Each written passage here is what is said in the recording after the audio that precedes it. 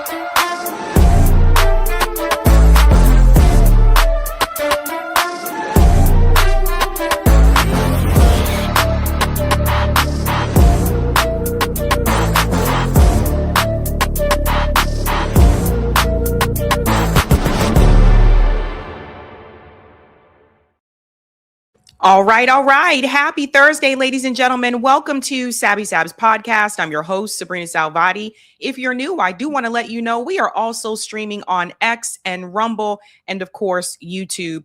Welcome back, guys. We have a big show tonight.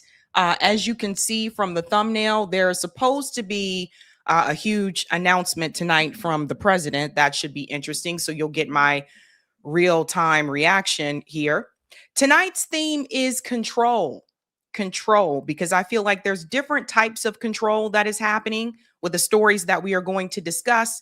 And you get to determine whether or not you think this control is positive or if you feel it is negative control.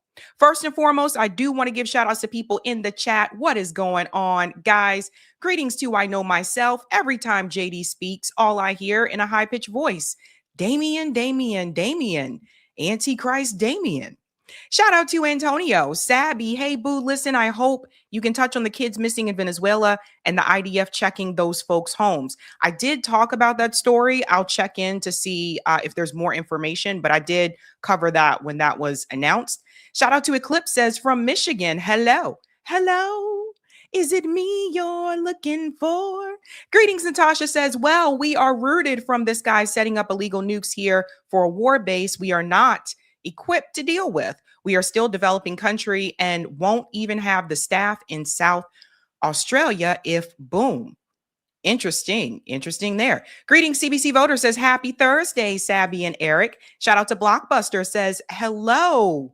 Greetings, Michael. I am a Minnesota Nurses Association steward. Yes, been on strike multiple times in my life here in the U.S. and in Ireland. Just returned from the nurse strike picket line in Hazleton and on strike now.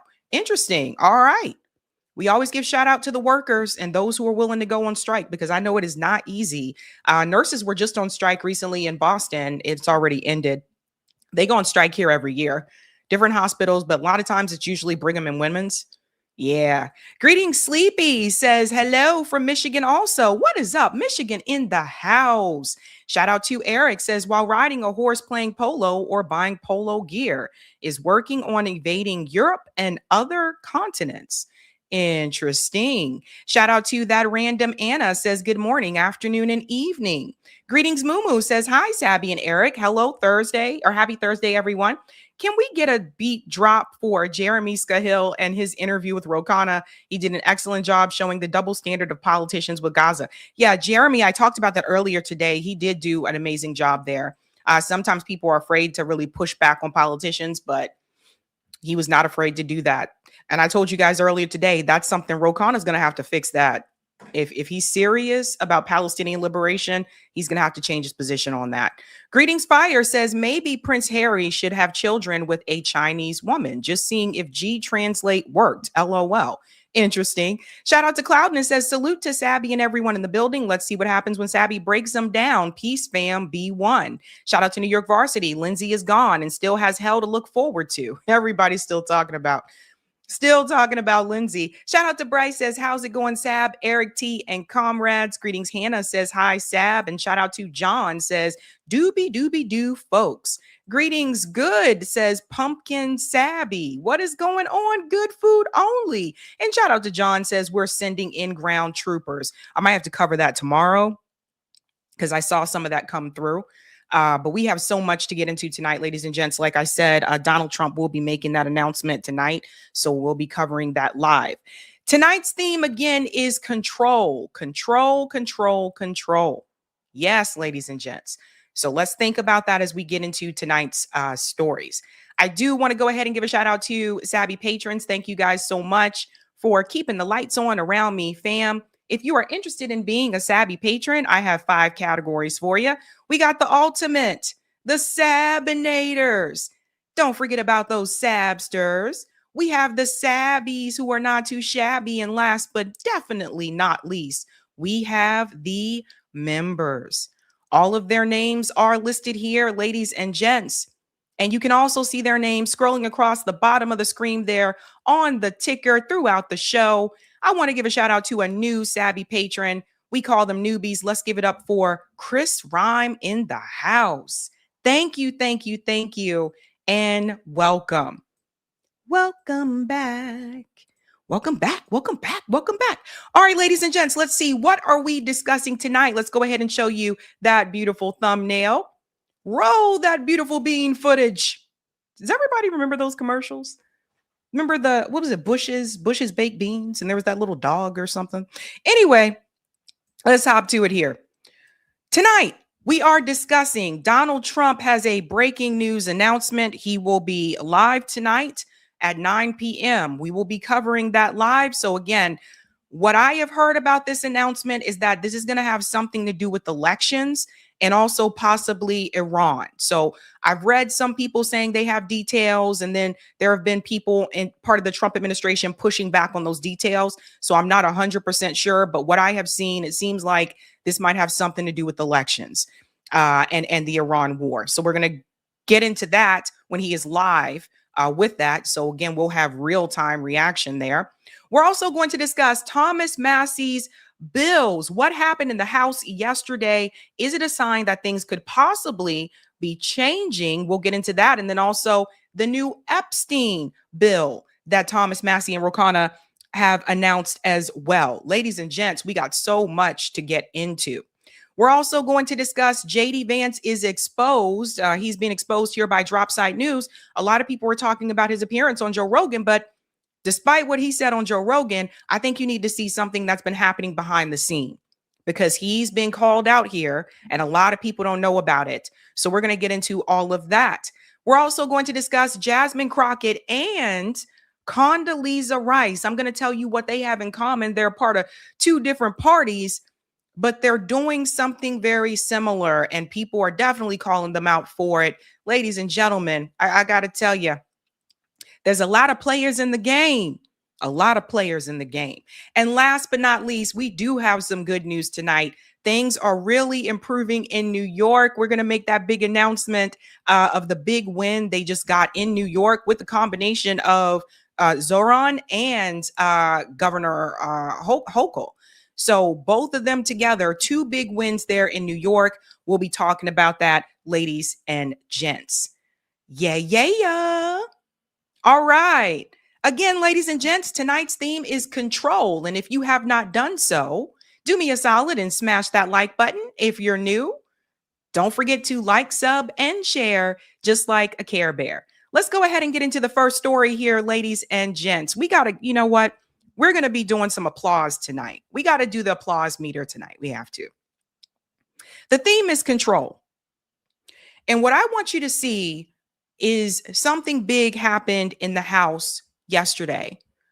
For the first time that I have ever seen, you have over 100 Democrats that actually voted against funding Israel.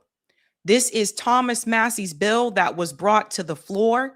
Let's go ahead and get into it. Now, of course, I would also say they could have done this under the Biden administration. At that point in time, it was just 32 of them that were willing, to do that vote. Cori Bush and Jamal Bowman were targeted because of that.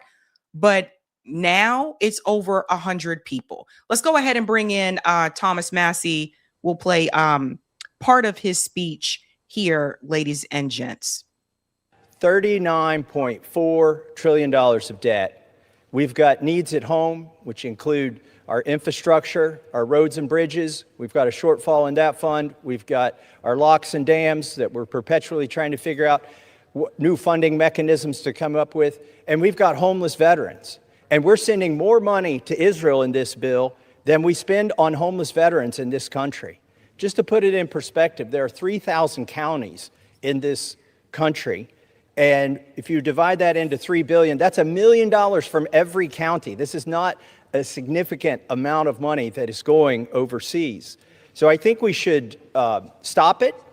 We should put them on a diet. They're the biggest welfare recipient of the United States and have been for many years. $310 billion has been received by Israel from the taxpayers of the United States. That's in inflation-adjusted dollars since we've been giving them money. And that's why I think this amendment is important, and I reserve the balance of my time. Let's pause here for just a second, and we'll just put him back up on the screen here. So I just want to touch on something he said here about the homeless veterans, because I feel like this is something that's not stressed enough. It's not just veterans that are homeless, but I'm telling you, I think the reason why he says that is to try to get that to resonate with the Republicans that are in the House who claim to care so much about the troops, right? I think that's why he says that the veterans, right? Right here in Boston and in Cambridge, there's a lot of homeless veterans. If you've never been here, if you do come here and you decide to go to Harvard Square, you'll see homeless veterans around the Harvard T station, underground and above ground. You see homeless veterans. There used to be a lot more of them in the South End, but ever since the gentrification, I feel like they've kind of moved them around. There are homeless veterans near Boston Medical Center. There's homeless veterans everywhere, right? And that's important because it's not like we have a lot of military bases here in Massachusetts. But the fact that our government just doesn't really seem to care about them. And many of you know, I come from a military family, and I had family members that have had PTSD, right? And I've had family members that had to deal with the VA when they came back to the States. And the VA can be an absolute nightmare. The amount of paperwork that you have to go through just to get the treatment that you need is absolutely ridiculous. And oftentimes what happens is that sometimes veterans, some of them just give up. And they feel safer outside than they do inside. There's a number of things, that's happened. This has been an issue for a long time. But the point that Thomas Massie is making is that, hello, we're sending money to the wrong places. We're not taking care of people right here at home. So let's go on a little bit more here. Let me just fast forward back. Here we go. Terrorist entities that threaten Israel also threaten the United States and our people directly. When we give Israel the tools and capabilities to eliminate these terrorist threats and to protect their homeland, by the way, including the many Americans who visit and live there, we are making America and the American people safer. That's just one of the many talking points that people made there, which is that they're making America safer by funding Israel. It's all bullshit, of course. Here's another one here from Steny Hoyer, who is another one who really needs to be aged out of Congress. Like I said before, we need term limits. He's in his 80s. This guy has been there for a long time. He gives a similar reason. Consent to revise and extend.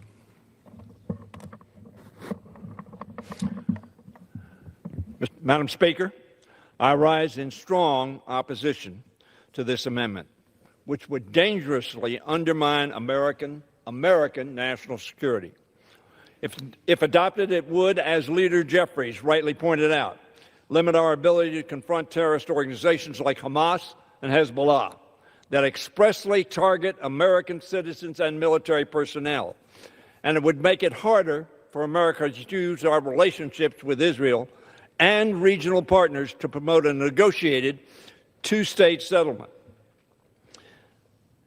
The only realistic path to deliver on the promise of peace, security, and self-determination for both Israel and Palestine. I understand the frustration that many members feel some of the policies and actions of the current Israeli government, as well as their concerns about its commitment to the peace process and a two-state solution. However, this amendment would embolden the enemies of peace. So the enemy of peace is Israel. But again, that's Steny Hoyer, another AIPAC recipient. Typical AIPAC talking points right there. Imagine defending the nation that's committing genocide and saying that the other side is the one that is a threat to peace. So it's very clear here, ladies and gents, because I want you to see, we're going to talk about the Democrats that did not support this. This is a really funny one. Like Hakeem Jeffries, for example. Hakeem Jeffries, I warned you guys, he was not going to support this bill, and he did not. I'm just going to go ahead and say it, and I don't care who gets mad about it. The reality is this. The time to get Hakeem Jeffries out of office was this year. Because here's what's going to happen. Democrats are going to win back the House in November. It's projected to be that way. Hakeem Jeffries is going to become Speaker. And then the problem that they're going to run into is that they're going to be told nobody can run against him because he's the first Black Speaker of the House. Hakeem Jeffries will go on to become untouchable. The time to get him out was now. And I don't know, but I sincerely hope somebody would force a vote against him as Speaker. But then the problem that's going to come with that is that those people are going to be shamed and ridiculed, and they'll probably be removed from Congress. They'll end up losing their seat. So the time to get him out was now. And for everyone who said, you know, don't go after Hakeem, now's not the time, you're going to see that's going to end up being a big mistake. So, of course, Hakeem was against it. And I just want you to hear some of the representatives here that talked about the big significant difference when you compare this to a couple years ago. To be that just a small number of House Democrats would vote against sending taxpayer dollars to weapons for the Israeli military. Then 2 years ago, 37 House Democrats voted for a measure to not send billions of dollars to the Israeli military. Today, over 100 House Democrats voted for a measure to block billions of dollars in weapons to Netanyahu. That is enormous progress. That is a victory for our movement, for security, peace, and justice for all people. So he's correct that it was over 100. A couple years ago, I think it was like 37 Democrats that voted for it. But now you'll see 103. I'll go ahead and bring the numbers up here for you. 103 Democrats voted for Thomas Massie's amendment. 98 of them voted against it. We're going to see those names so you know who you need to not support going forward. All 98 of these people that voted against it should face a challenge. 10 voted present. For those who voted present, also should face a challenge. I'll be very clear here. Voting present is not going to get you out of this. All of these people who did not vote for it need to get out of office. All of them. And then there's the NVs here, which is 4. Only one, pay attention, only one Republican voted for Thomas Massie's bill, and that was Thomas Massie. 215 of them voted against it. So let me make something very clear. Can people do me a favor? Stop calling Rand Paul anti-war. Stop calling Rand Paul anti-war because he is voting for war. Just stop. Okay? Thomas Massie was the only Republican that voted for it. The numbers have shifted. So 37 compared to over 100 now. Now, I am going to go ahead and tell you, do I think that some of them voted for it because right now the Republican is in the White House because Trump is president right now? That could be part of it. Another part of it could be because of the fact that we're going into the midterms this year, right? Another part of it could be because they knew it wasn't going to pass anyway, right? But then that says something about the 98 who didn't vote for it, because Democrats don't have the majority in the House. So all of those people like Hakeem Jeffries, all of them who voted against it, they still could have voted for it because they don't have the majority to pass it anyway. Do you get what I'm saying? That's the part I feel like people are leaving out. Here are the people who voted against it. Check and see if these are any of your representatives. Here's the 98 plus the 10 who voted present. Aguilar, Betty, or Beatty, Bell. Bell is Wesley Bell, the guy who took Cori Bush's seat, by the way, big AIPAC shill. Bishop, Boyle, Bazinski, Case, Caston, Castor, Cineros, Clark, Cleaver, Jim Clyburn. Remember what I told you? The Congressional Black Caucus puts Israel first. They don't put black people first. So don't be deceived. Conaway, Correa, Costa, Courtney, Craig, Cuellar, the same Cuellar that Nancy Pelosi endorsed who was against pro-choice. Just keep that in mind. All this is coming back. Davids, Delararo, Delbinet, Espelot, Fields, Figures, Fletcher. Espelot, who just lost his race, voted against it. He had nothing else to lose here. He had nothing to lose here. So he could have easily voted for it. You get what I mean? He already lost. Frankel, Gillen, Golden, Goldman, who also just lost his race. Gomez, Gonzalez, Gottenheimer, Gray, Himes, Steny Hoyer, Hakeem Jeffries, Kaptor, Kennedy, Landsman, Larson, two Larsons, Latimer, Lee, Levin, Licardo, Liu, that I think that's Ted Lieu, McBath, McLean Delaney, McClellan, McDonald Revitt, Meeks, Ming, Refume, Morelle, Moskowitz, Mervan, Narcos, Norton, Olzinski, Pallone, Panetta, Perez, Peters, Pugh, Rivas, Ruiz, Schneider, Schnolten, Shear, Sewell, Sherman, Sorensen, Soto, Stanton, Stevens, Strickland, Subramanian, Sykes, Tandanier, Tandar. I think this guy right now has a challenger. Titus, Torres, another Torres. That's Richie Torres as well. Vargas, VZ, Vinman, Walkinshaw, Weiserman Schultz, who also is running in a district that's not her own right now. See, y'all see this? Whitesides, Williams, and Wilson. Here are the ones who voted present. Barra, Brown from Ohio. That's the woman who ran against Nina Turner. Bynum, Elfreth, Huffman, McCullum, Morrison, Pappas, Sanchez, and Thompson. All of these people need to face a challenger. All of them. All of them. What's crazy is the ones who lost their race and still voted for Israel. That tells me something. That tells me they're probably going to try to run again. So take note to that one. So that is a huge, huge thing, huge shift that is happening there. But here's something else that I think people may have slept on. Here's what also happened in the Senate. Remember, Thomas Massie and Ro Khanna heavily, advocated and pushed against that NDAA to merge the U.S. military with Israel's military. The Senate voted against the NDAA 50-46. Those 46 who voted in favor should face charges for treason. 50-46. This is a big one. I think it's silent here, but you can see that was the roll call. So let's give a clap here for Massie and Ro Khanna for making that shit happen. This is one of the bills that really scared me. This one right here. Now, it's not over yet. They could try to bring this up again. So just keep that in mind.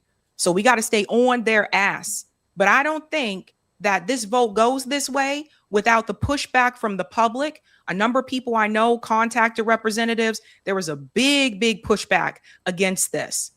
So keep doing what we're doing, and we'll see how things go. So that's a big one.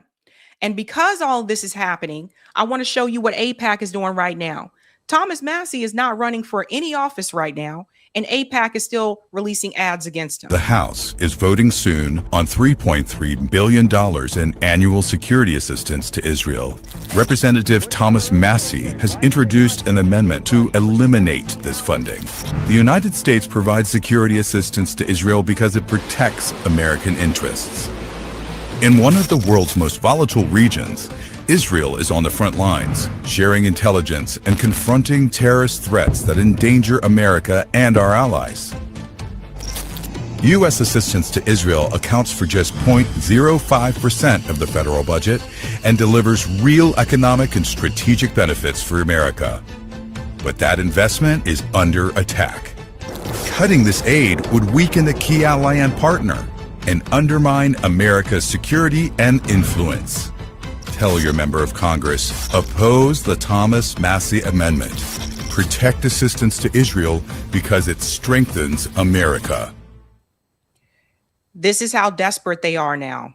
You see this? This is the first time I saw AIPAC release an ad to stop an amendment. First time I saw that. So we got them shook, right? I know sometimes, we look back and we're like, oh God, we feel so defeated. But no, we got them shook, including getting them shook. Senator John Fetterman threatens to leave the Democratic Party if it turns its back on Israel. If our party ever becomes and just makes it official, the anti-Israel party, that's when I would leave, because been a moral clarity for me, John Fetterman.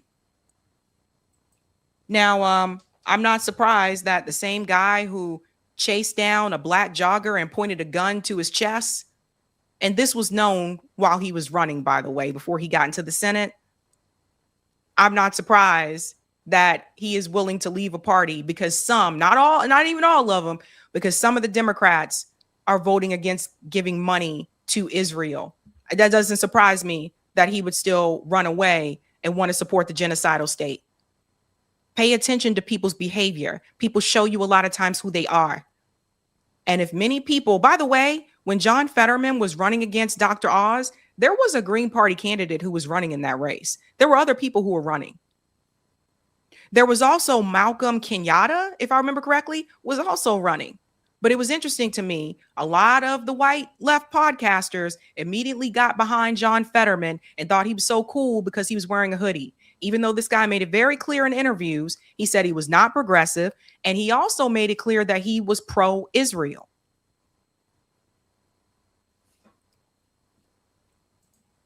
Pay attention to these things. And then there's more.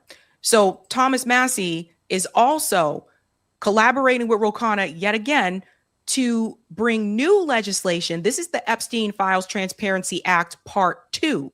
So there's a second part to this that is being enacted now. And I'll get into the details about this, but check this out as well. Why has it been so difficult?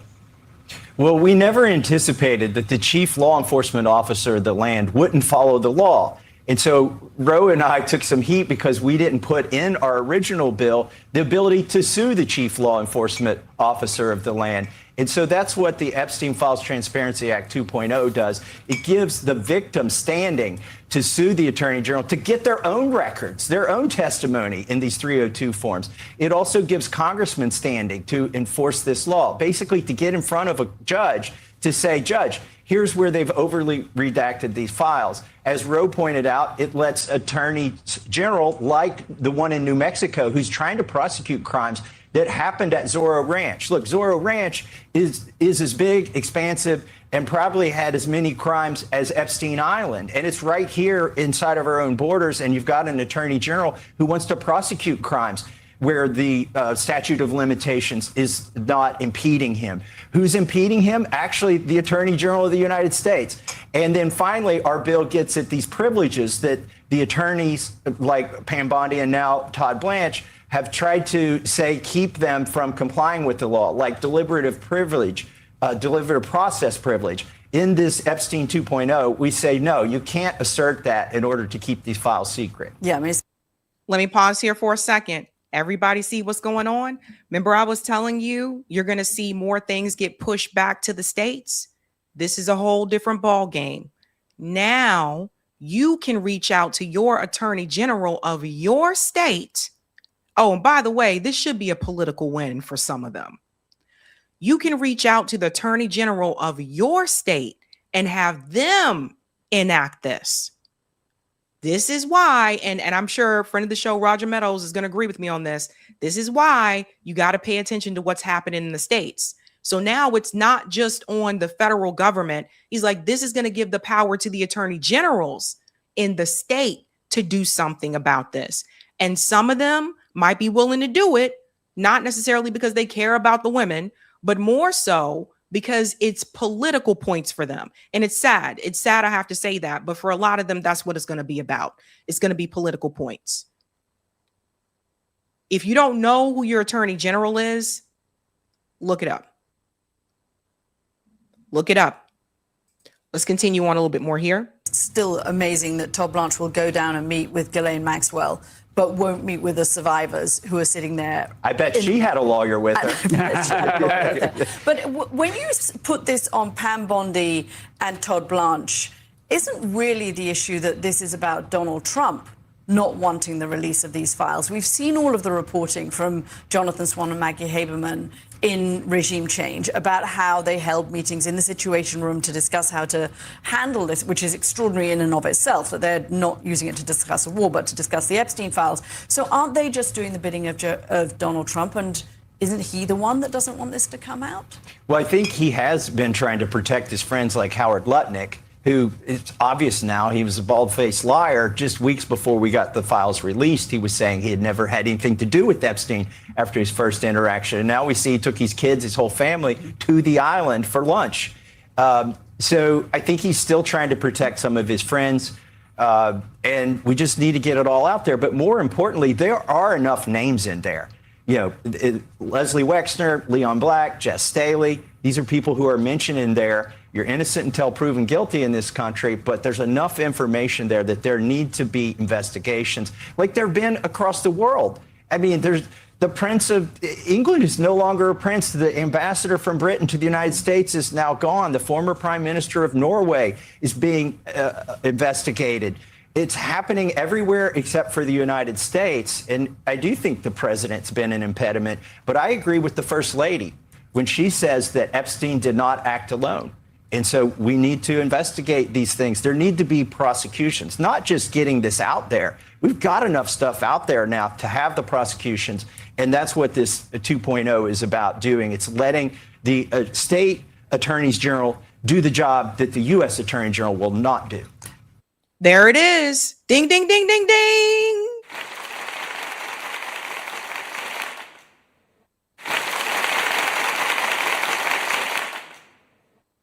And ladies and gentlemen, that's how you do it. Push it back to the states. So Roger Meadows just said it in the chat. There are 30, I think he said, attorney general races this year. That's why I said some of them might do it for political points. For political points. Now, another thing I want to say as well, we talk about control. When it comes to these bills that have been happening, one of the things I will say is that Thomas Massie and along with Ro Khanna, they did not let the party leadership control what they were doing. And I want to give examples here. Obviously, Donald Trump was against all of these pieces of legislation. Obviously, Mike Johnson against these pieces of legislation, not in support of it. Thomas Massie went forward with it anyway. Hakeem Jeffries, as you see, as we said, he was going to vote that way, was not in favor of this piece of legislation. But Ro Khanna worked along with Thomas Massie anyway. It is important that politicians, regardless of party, break control from the party leadership. And many are not willing to do that because they're afraid that they're going to lose their seat. Now, Thomas Massie did lose his seat. And a lot of people, I think, in his position, they would just kind of just ride out the rest of the year and just say it is what it is. But he's continuing to try to fight. And I may not agree with him on a lot of issues, but I agree with him on what he's doing here. And I think there's something to be said for that. You have to ask yourself, are you going to allow someone to drive your bus? Now, I mentioned this before on the show, but this time in a political way. If someone is a politician in Congress, they should be driving their own bus, and they should be the driver, and the passengers on that bus should be their constituents. When you go to DC, you should be bringing your constituents along with you in a sense, in a spirit sense, in a way that when you are voting for what your constituents want. That's really what they're supposed to do. They're public servants. But instead, they bow to the donor class, right? Most of the politicians in Congress are not driving their own bus. Most of the politicians in Congress are passengers on that bus, and they're letting party leadership drive their own bus. That's the problem. That's the problem. Now, I will say again, I'm going to add this again because I talked about this earlier today. Ro Khanna is going to have to change his position on what he said about this whole right to defense thing, because that's some bullshit. That's going to have to change.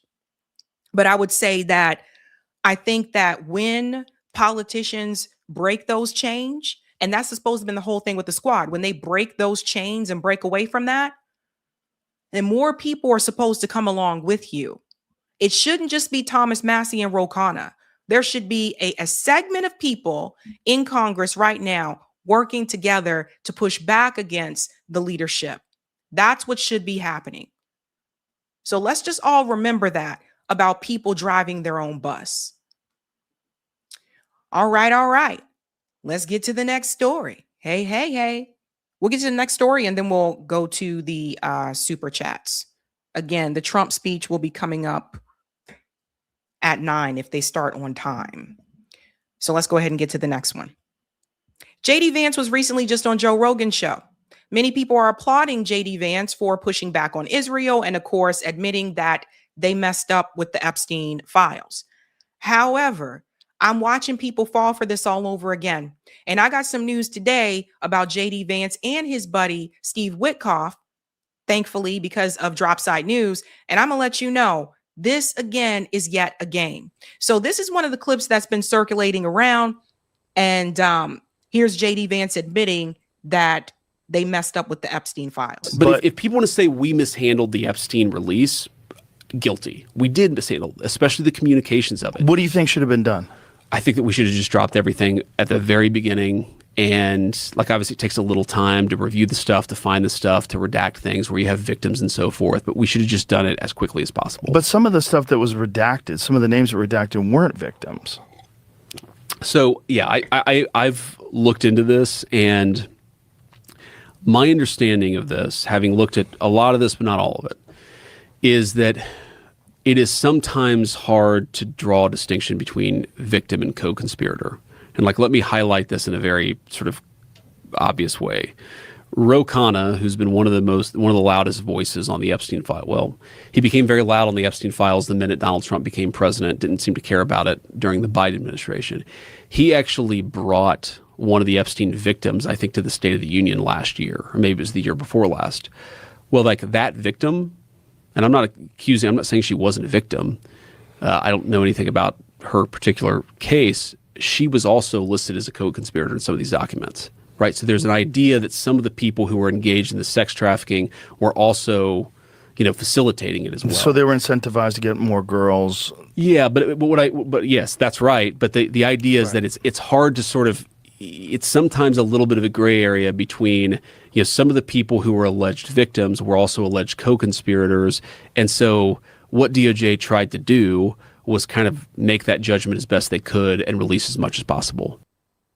So let me go ahead and tell you something here. But if people want to say we mishandled, first of all, he said they mishandled the Epstein files. They didn't mishandle it. They controlled it. They protected it. They made it so that not as much information would get out, especially about people they probably really don't want you to know about. Let's just keep it real. Mishandling is like, okay, we got the files and let's just blast it all on the internet, and not going through to make sure the victims' names were protected. That's mishandling.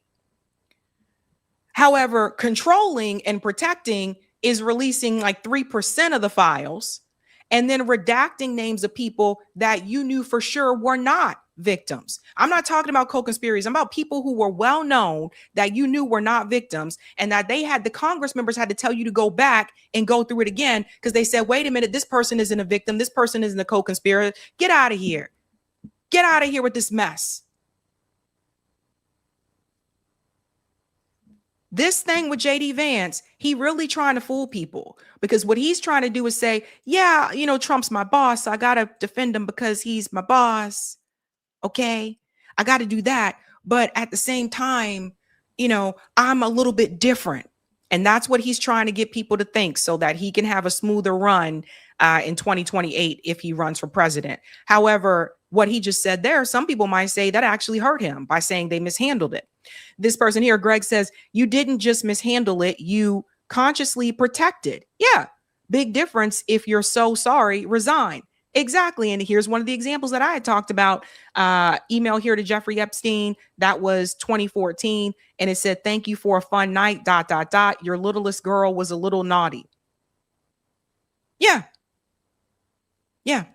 Like they really covered a lot of people that were connected to JP Morgan. They had their names redacted. It's bullshit. Now, he goes on to talk about Israel. And this is another thing some people got excited about. And they said, yay, he's calling out Israel. But listen very closely to what he says. But I definitely think you have seen this very discreet, extremely well-funded campaign to try to derail the negotiation and try to derail the deal.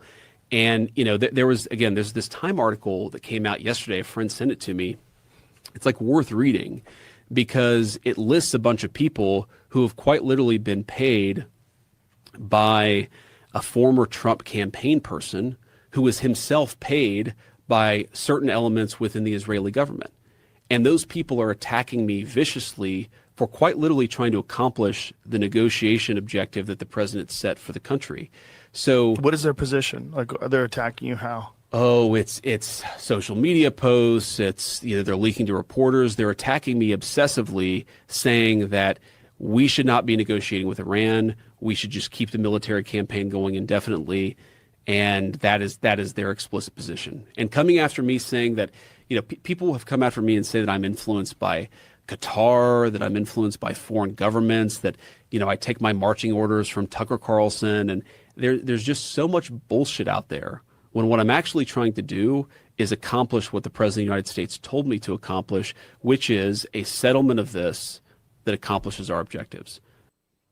So let me tell you what he's trying to do here, right? See, he think he's slick. Never forget JD Vance is a puppet of Peter Thiel. Okay, this is all an act. This is all a performance. People have to really understand that. This guy was created, okay? Just a couple years ago, this guy was a Bernie supporter. You get me? Okay. This is what they do sometimes. They pull people from one side and bring them over to the other side. They give them, a haircut, put them in a suit and all that kind of stuff, instantly transform, etc.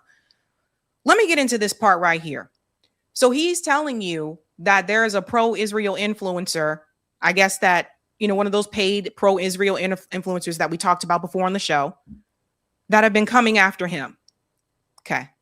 The reason why he's telling you this story is because he wants you to believe that he may not be as pro-Israel as Donald Trump, or that he is more understanding, or he's willing to do things a little bit differently. This is a script that JD Vance is running.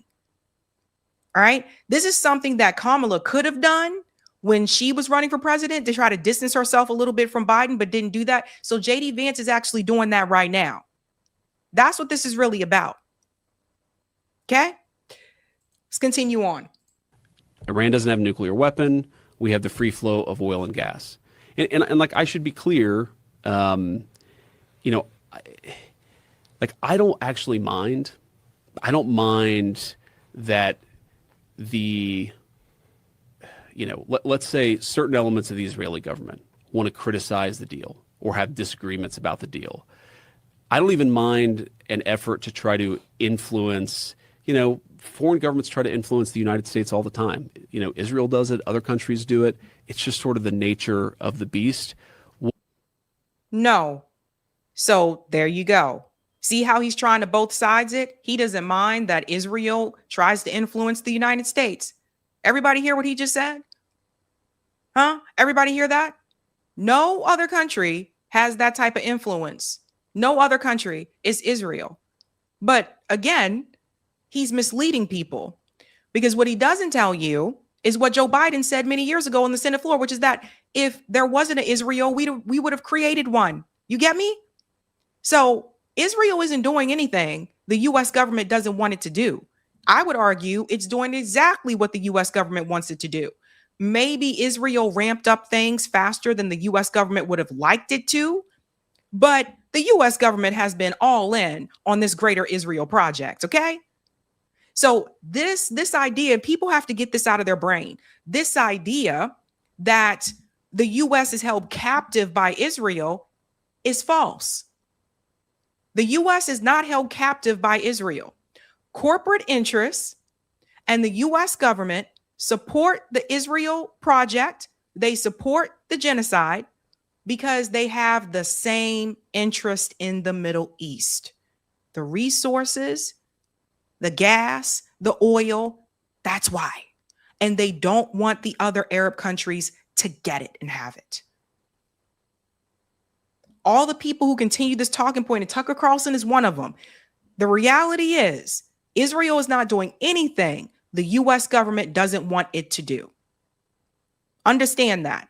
He says this so that you can think, oh man, they just can't help it. Like Israel has captured the United States and there's just nothing these people, our representatives can do. So they're just captured. They're just in a lose-lose position. That is false. Israel doesn't even continue to operate without the money coming from the United States. You got to understand that. Let's go on.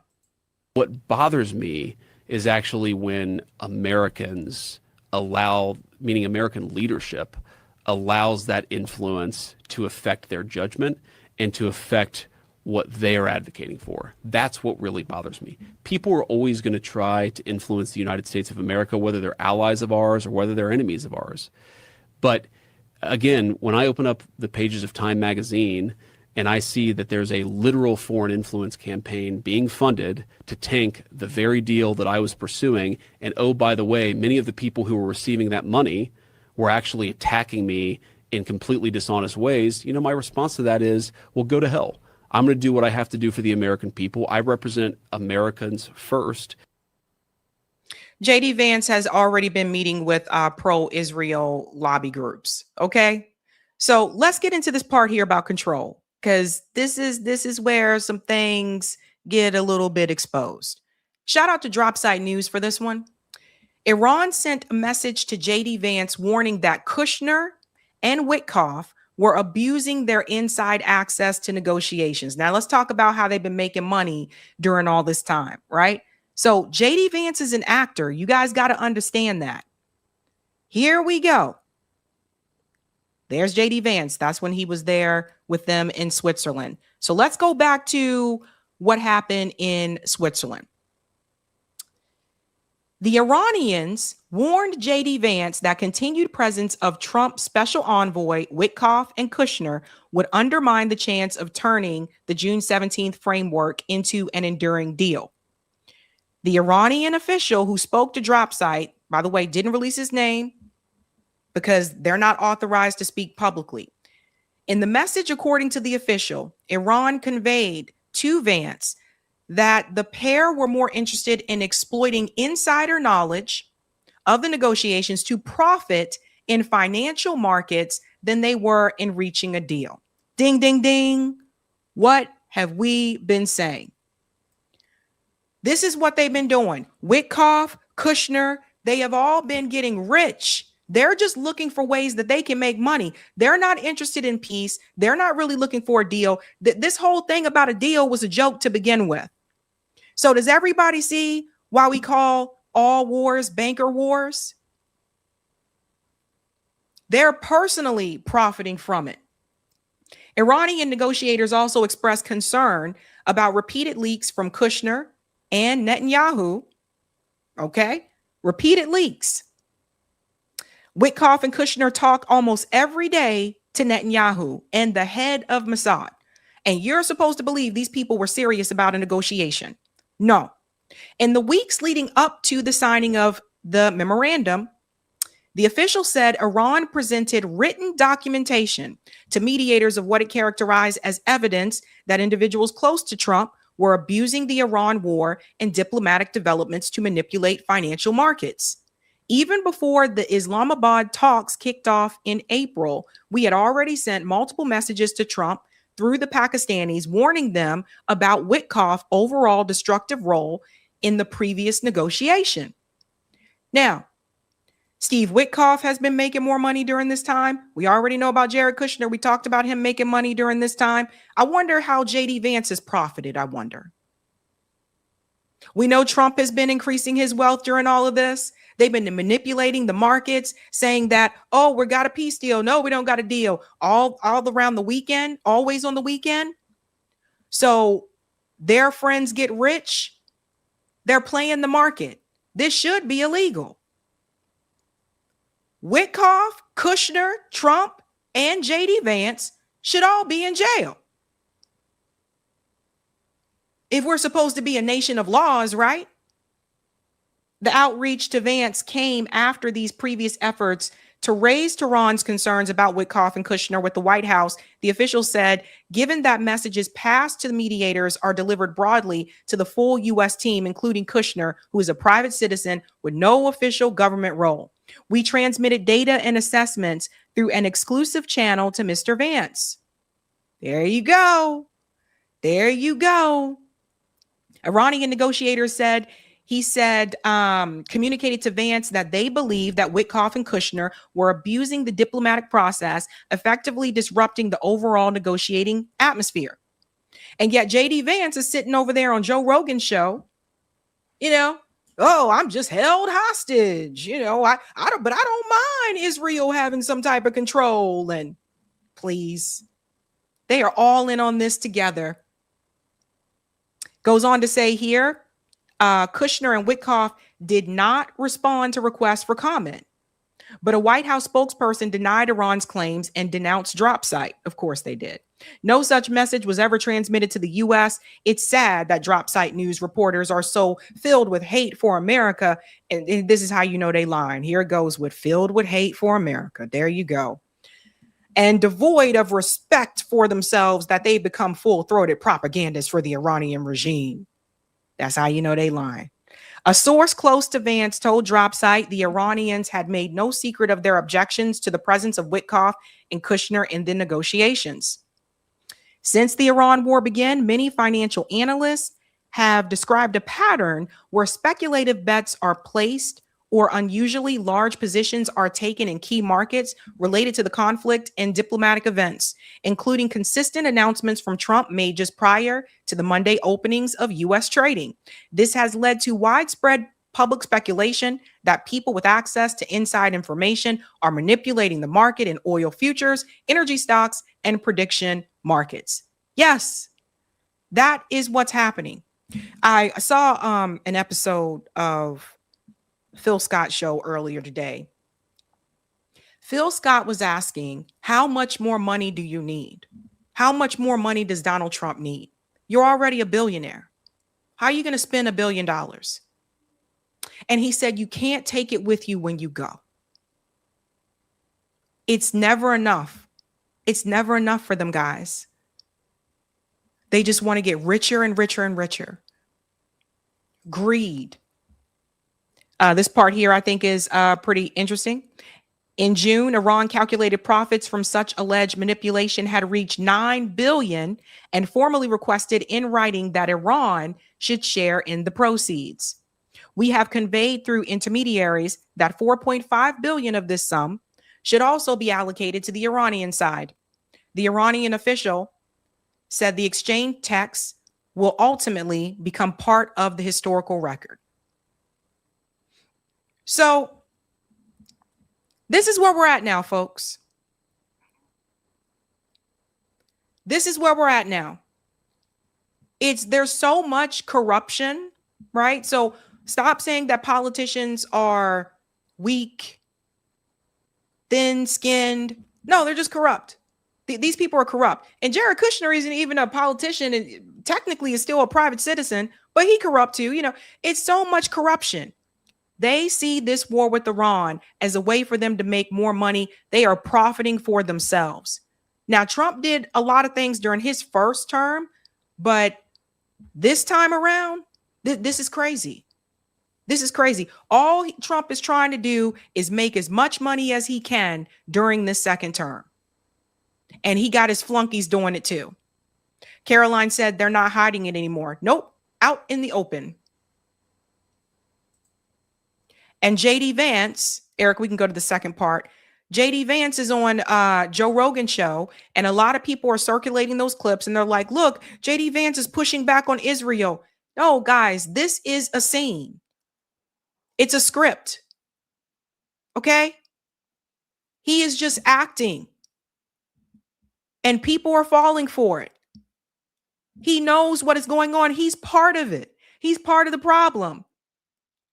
Eric, can we go to the next part? Thanks. He's part of the problem. So it's not as if, it's just Trump doing these things. No, it's not just Trump doing these things. It's also JD Vance too. They're all in on it. So when we talk about control, I think what I've been seeing, especially I told you, JD Vance is more sneaky. You need to watch him. Trump is a little bit more overt. JD Vance is trying to position himself in such a way so that he doesn't come across as anti-Israel, but that at the same time, he makes it seem as though Israel is controlling everything, right? And also that I'm going to be a little bit different on this than Donald Trump was. That's what JD Vance is doing.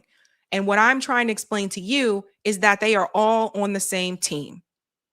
They're all just actors on a stage. They're in the same play. They're reading the same script, and we are in the audience.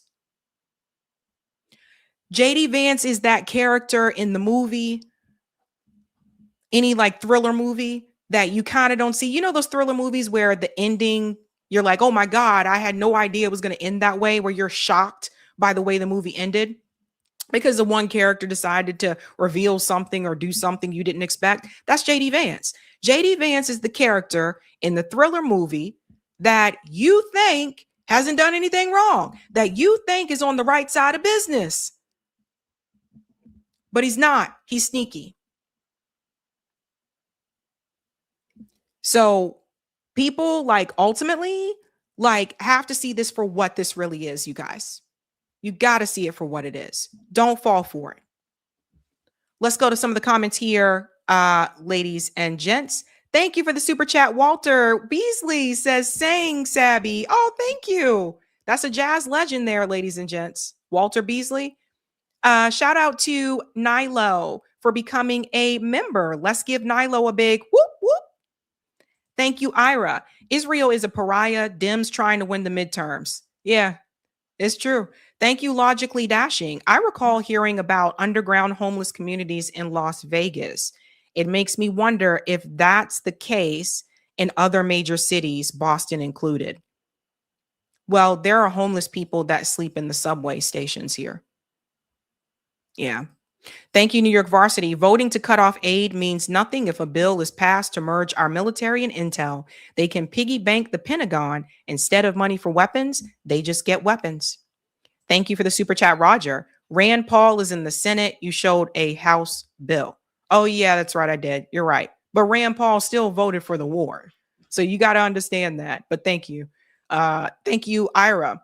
Bell Security roughed up constituents for Israel. And thank you, Roger. Forget it, Paul. Forget it. Paul was part of T50 who voted yes on NDA. Yeah, that's what I thought. Okay, sorry. I thought he did vote for it. Thank you, Devotion Orange. Lobbyists write our legislation. Yep. Thank you, 03907. They are making it look like they are hanging Pascal out to dry, but Pascal is advising UMA Ventures, biggest investor in Perplexity AI. First advertiser link on Joe's episode with Vance. Fake and lame. Interesting. Interesting. Thank you so much for that. I'll go ahead and get that Rumble rant. Thank you. And I think Eric has the feed up to see when the Trump thing starts. Thank you so much for the Rumble rant. SS Kubi says, free Palestine. Thank you. Okay. We'll come back to it when it starts. Okay, Eric? I'll go ahead and start. You'll just have to keep me posted in the background. I'll go ahead and start the next one and then we'll come back to it because sometimes they don't start on time. Okay. All right. Let's go ahead to the next story, ladies and gents. If you haven't had a chance to do so, do me a solid and smash that like button. Thank you. And we're going to keep it moving and grooving to the next story. I never thought that I would put Jasmine Crockett and Condoleezza Rice in the same story, but I got to, because I'm going to show you something that both of them have in common. Now, Jasmine Crockett already lost her race, as you guys are aware, but she is still doing interviews, different appearances. And I just want you to see something that Jasmine Crockett just said. Now, again, before we begin. What happened? Oh, he's ready. Oh, okay. I'll come back to Jasmine Crockett. Okay. Sorry, guys. I have to come back to the Jasmine Crockett story. It looks like they're actually starting on time. Okay. Donald Trump is beginning his announcement here. And from what I understand, this is supposed to have something to do with elections. So let's go ahead and bring this in. 188 murders, many of whom killed more than one person. We had transgender for everybody, men and women sports, crime ravaging our cities, and the whole world was laughing at us as a nation. But not anymore. 2 years ago, our country was dead. Now we are the hottest country anywhere in the world.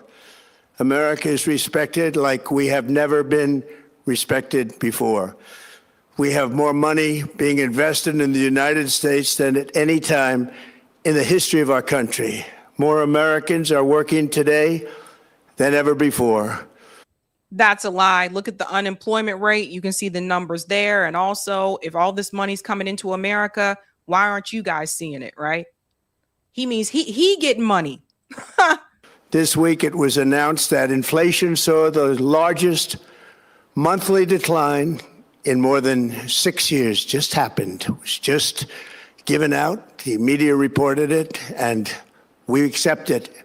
The best in 6 years. The tax cuts in our great, big, beautiful bill are saving hardworking families thousands and thousands of dollars, like with the provisions, no tax on tips, no tax on overtime, and no tax on Social Security for our great seniors, along with the interest deduction on a loan used to purchase a car, but only if that car is made in America, and a 100% expensing for our job creating businesses.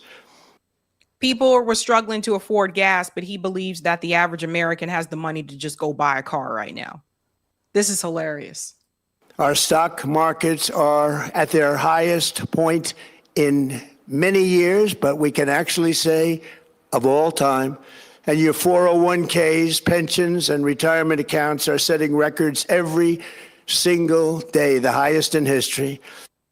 Notice a lot of the things that he's talking about right now apply to seniors, apply to people that are of age to have those things. A lot of younger people, for those who are not aware, don't have 401ks because they can't afford the pay cut.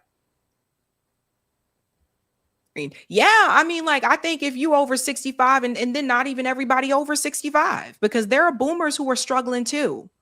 There are boomers who have gone back to work because guess what? Turns out, they're having health issues that Medicare covers like 80%, but they still got that 20%, co-insurance that they have to cover. So there are boomers still going back to work too. When the prices increase and you're on a fixed income, see what I mean? You guys think the people who are greeters at Walmart, which most of the time they tend to be seniors, you think that's something they want to do?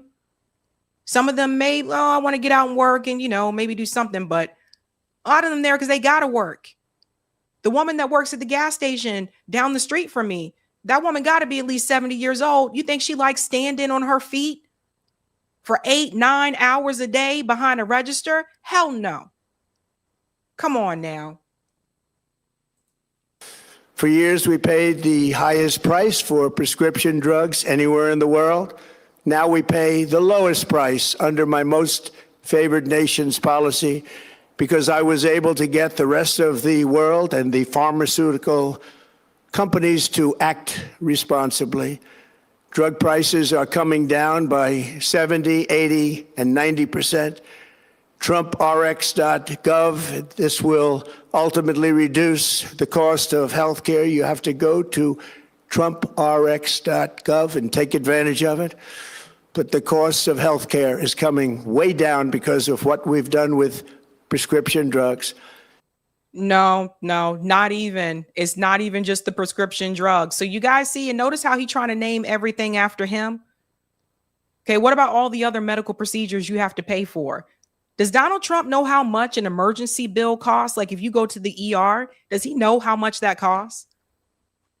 Does he know how much it costs to get lab work done if you don't have health insurance or if you have inadequate health insurance? Hell no. I bet you he don't even look at the cost of things. And with Trump accounts, every child in America now has access to a tax-free investment account to save for their future. Billions and billions of dollars are being invested, put in by companies and individuals.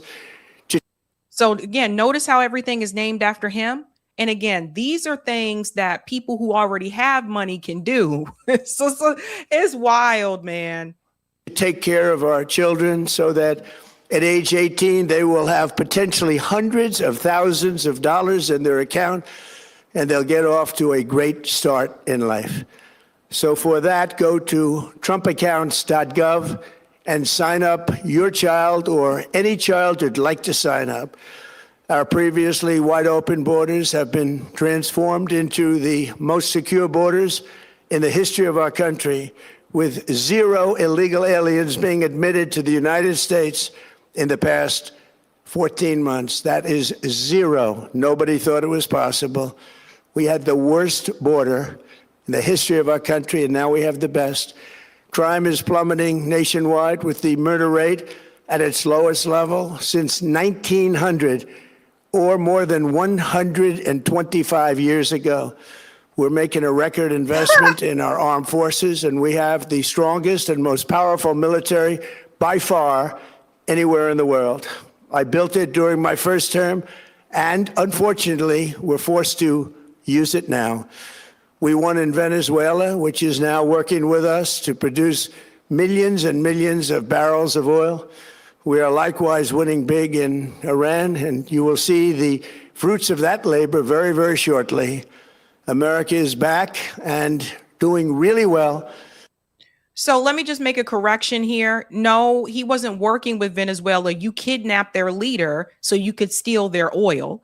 And no, you're not winning and beating Iran. I just don't understand how he can stand here and tell so many lies. But we still have a major challenge that must be urgently addressed, because no country can be great without fair and honest elections. You have to trust your country, because if there can be no trust, there can be no greatness. And that's very simple. No trust, no greatness. For many years, I've called for bold, swift, and decisive action to protect the integrity of America's elections.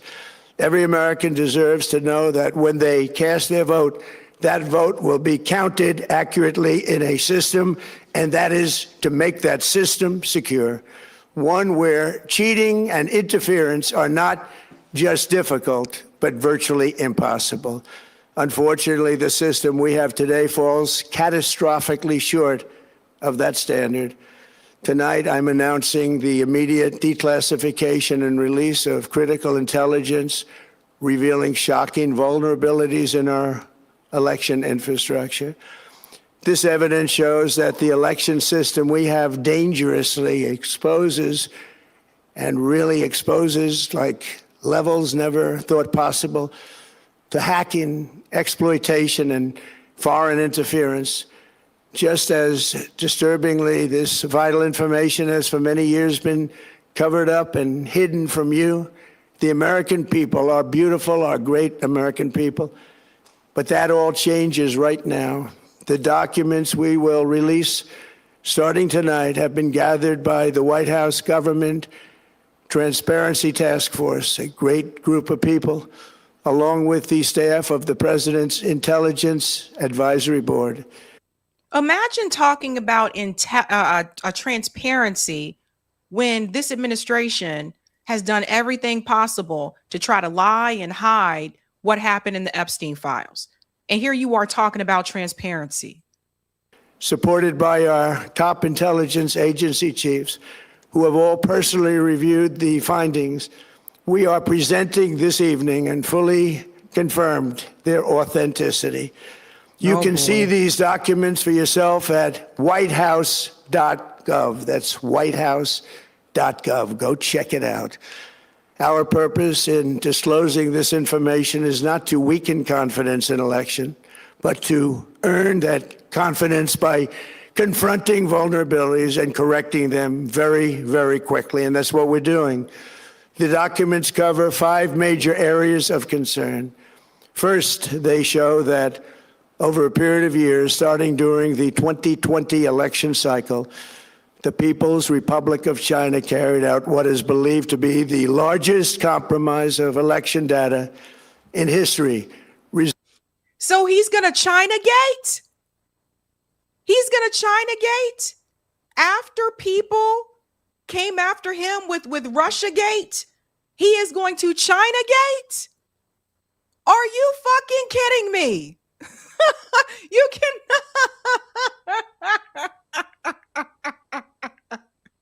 I was just.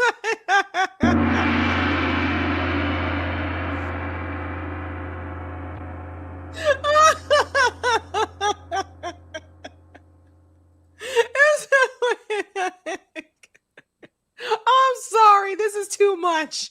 Resulting in China's illicit acquisition of 220 million U.S. voter files.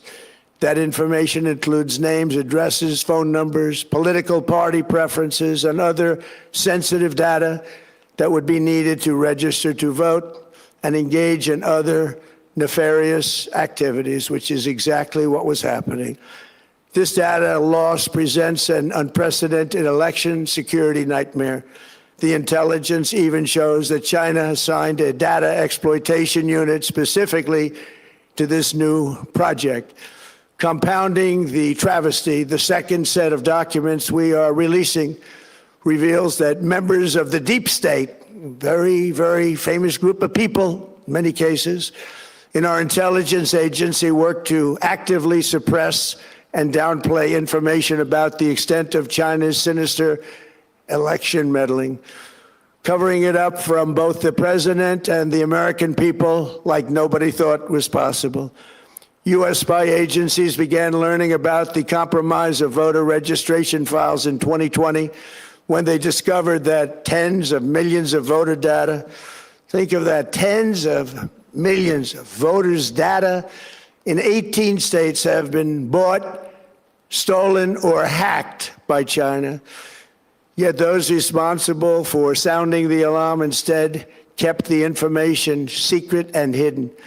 They did not disclose to me as president or to anyone else, and to the best of our knowledge, they did not inform Congress. In fact, all they kept saying is, this is the most secure election in the history of our country. A standard, very pat line that was divvied out to say the cover-up of this colossal security breach is even more disturbing in light of the additional information showing that China engaged in other election-related activities to undermine my first administration and our 2020 campaign. They did not want, and they just didn't want it. They fought like hell not to have it, Donald Trump, to win, and for good reason. As the documents we are releasing show, CIA reporting explicitly stated, and I quote, in mid-2018, the Chinese Communist Party's policy was to leverage all domestic and foreign elements that were opposed to the U.S. president in an effort to reduce the U.S. president's votes and make him resign or prevent his re-election.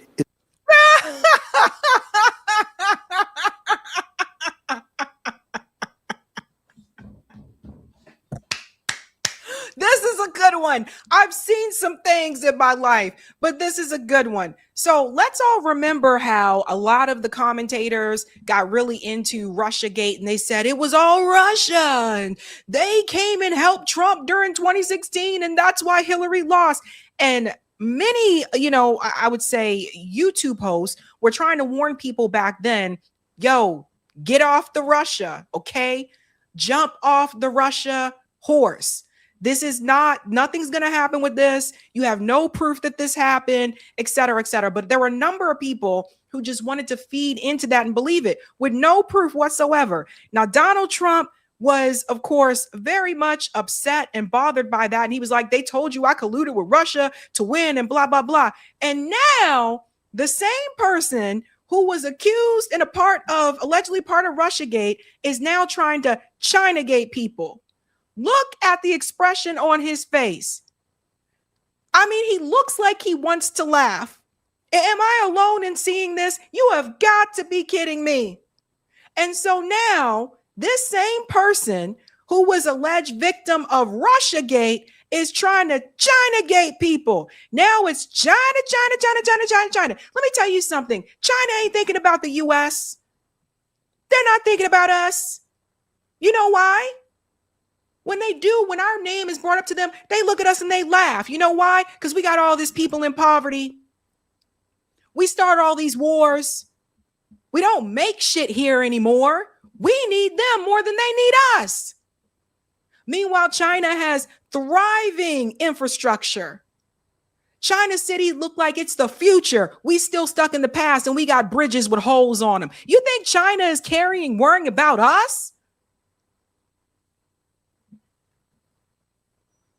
This shit is laughable. This is laughable. Is he going to use this as an excuse to go to war with China now? Oh, boy. Isn't that nice? Also, in mid-2018, China was working to influence the results of the U.S. midterm elections and later the results of the 2020 presidential election itself. Separately, in mid-2019, the Chinese government's strategy against the United States was focused on undermining domestic confidence in the U.S. president. They wanted to just make you sound like your president wasn't so hot, when actually your president has done a great job. And they did everything possible to do exactly that. Going on, this document says, and this is by the CIA, the strategy included efforts to use Chinese contacts with big U.S. companies to influence U.S. business leaders to turn against the President of the United States of America. The Chinese government sought to identify U.S. journalists who had reported negatively on the U.S. president. And don't you guys just want to laugh? Like, don't you want to laugh at this? So we're supposed to believe what the CIA says? Okay. pay them large sums of money to write more negative articles about him, as many as they could, and they didn't care what they said. The Chinese government wanted U.S. president to lose the next election, and the reason they wanted me to lose is because they knew I was wise to them, charged them billions and billions of dollars worth of tariffs, and built the strongest military anywhere in the world. We have the You couldn't even, speaking of military, you couldn't even build those weapons without the rare earth minerals from China. Again, we need China more than they need us. Jesus Christ. strongest military anywhere in the world. These are exact quotes from the CIA reporting. The name of the person doing the quote is now under review, but it gets even worse. Raw intelligence obtained by the FBI in 2020, yet buried by rogue bureaucrats, stated that China's activities even included an attempt to manufacture illegal ballots for Joe Biden.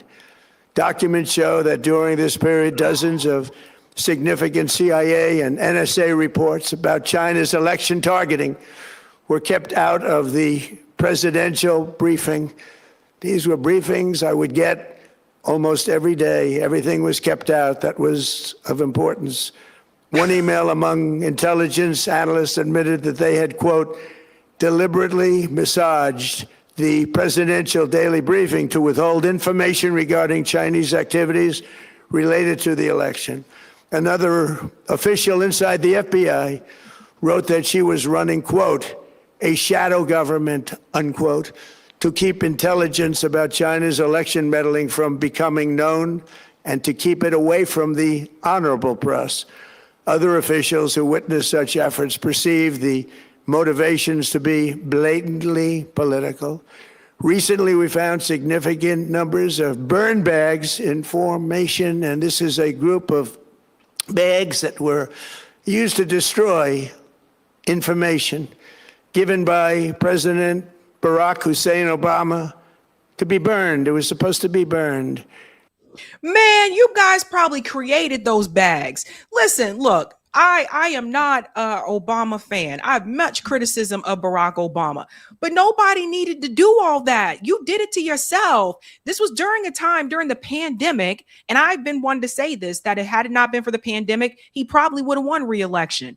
But once the pandemic kicked in, the economy tanked, people lost their jobs, some people didn't get those PPE loans in time.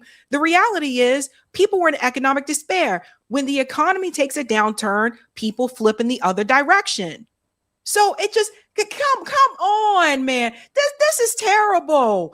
Who is advising him? They let him get up here and make this speech. These bags were supposed to be at a different level by different people, incinerated and checked, but it never happened. Maybe we got lucky. We believe this was not done on purpose, but rather through gross incompetence of the people that were supposed to burn the bags. But the findings are stunning. Today, I'm asking the Office of the Director of National Intelligence, the Department of Justice, the FBI, and the CIA to investigate how and why such crucial information was hidden, to fire those involved in the cover-up, and to file criminal charges, if appropriate, against these people. But no criminal charges against Epstein's friends. This is yet just another distraction. That's really what this is. Jesus Christ, he don't believe his own bullshit. Look at the expression on his face. Yet concealing China's meddling was only the beginning. The third set of documents we are releasing proves that for many years, Americans were blatantly lied to about the security of our election infrastructure, including electronic voting machines and ballot counting systems. Dishonest, almost all. They're vulnerable and they're easily compromised, and people within our government knew that. Tonight we're Okay, Trump, then let's, we talking about control here. Okay, so then why don't you put your pedal to the metal? And since you care so much about election integrity, why don't you make it so that every state has paper ballots that are hand counted? Why don't you do that then? Why don't you go ahead and push for that then? I'm all for that, by the way. We have paper ballots here in Massachusetts, but they're not hand counted. We have to put them into a machine. I'm not here to say our elections are perfect. I know there's a number of things that happen, but why don't you push for that? Hand counting the ballots. Oh, and also, why don't you do it as the way that Colombia Colombia does it, where the public actually gets to watch people count those ballots. Why don't you do that, Trump? Huh? Yeah, we'll see. Publishing a series of previously classified U.S. intelligence community assessments and other reports proving that our government has long known these machines are extremely exposed to attack. As one assessment states, we judge that the United States adversaries, including at a minimum Russia, China, Iran, North Korea, as well as non-state groups, have the capability to compromise U.S. election infrastructure. Oh, wow. Countries that are not a part of NATO. So now he's dragging North Korea in this, Russia. Do you guys get what this is really about? This is his way trying to push for World War III. You hear all the countries that he named. Oh, if he can convince people that they're all trying to attack elections here in the United States, well, then there you go. So you see this? This is absolutely insane. He even mentioned Russia again after he was the one who had the Russiagate smears and said, no, this wasn't the case. Now he's trying to use it to his own advantage. This is absolutely insane. What a desperate joke. That's unquote, but that's some statement, isn't it? Made by supposedly great patriots of our country. The document goes on to further state that, quote, we assess that centralized election-related data repositories, such as voter registration databases, poll books, and other official election websites, are most vulnerable to exploitation, and adversaries could use this access to these systems to disrupt election processes within the United States of America. Tonight, we're releasing all of those findings, and spanning from January 2020 to June 2026. This is a cyber threat aimed at the very heart of our democracy. There it is. Cyber threat. Ding, ding, ding. We talked about this last year. In fact, there are movies about this. There are movies about this that are these futuristic movies, like in 2050 or whatever, that type of thing, and where there is a cyber threat, and the cyber threat is either done by China or by Russia, or it's alluded to in the movies that it's one of those two countries. Hollywood has already been telling us what the game is going to be. And now you hear Donald Trump saying a cyber threat. So here we go. This is one of the many things that they're going to try to use, in my opinion, I think, to go into World War III.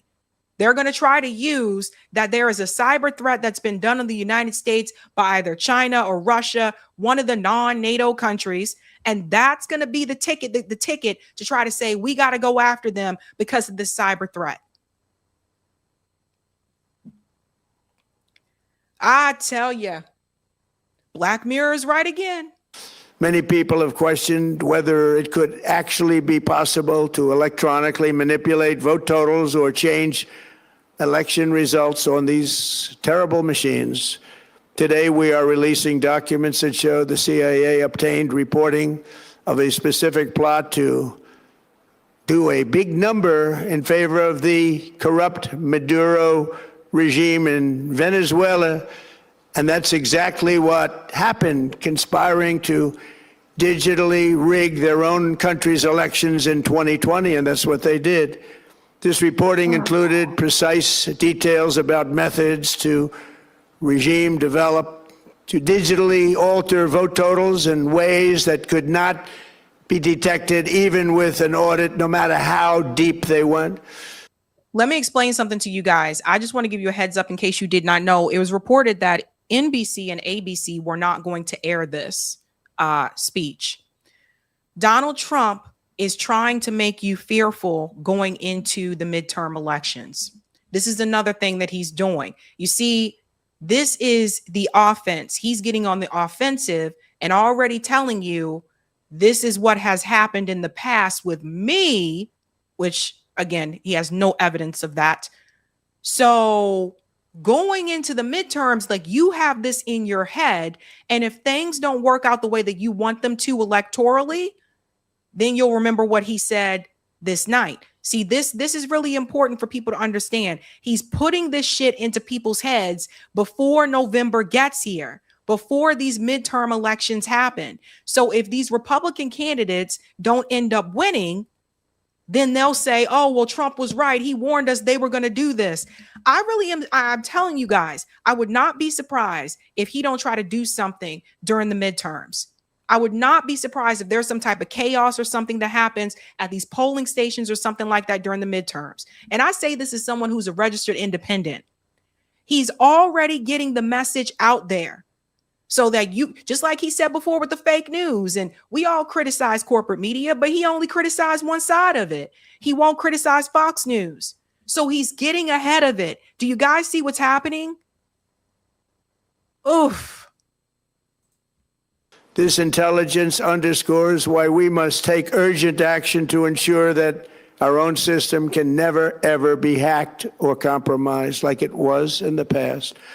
The fourth set of documents reveals that even when significant evidence of fraud has been detected, it has been buried and covered up. Among the disclosures tonight are FBI files detailing evidence of alleged fraud by a large-scale voter registration operation in Michigan.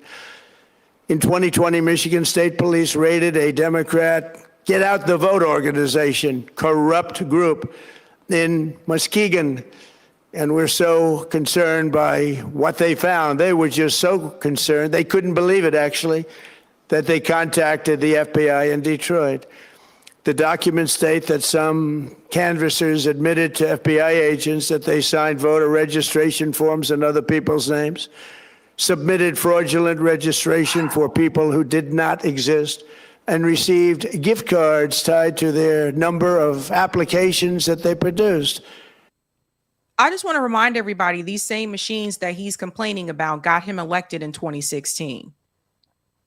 I'm not here to say that we don't have issues with we do have issues.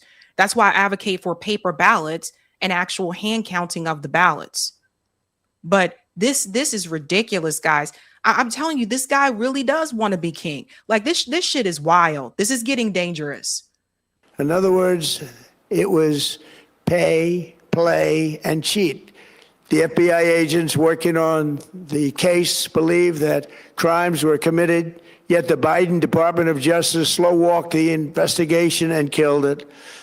Tonight, I'm asking the FBI director to ensure that the matter is fully investigated and to work with the Department of Justice to prosecute those responsible for any crimes. Finally, to reveal just how vulnerable our elections continue to be, we are releasing the results of a stunning investigation by the Department of Homeland Security. According to the DHS review, state voter rolls and public records, they identified approximately 278,000 non-citizens who are registered to vote in federal elections. Here we go. What did I tell you guys? What I tell you? So here we go.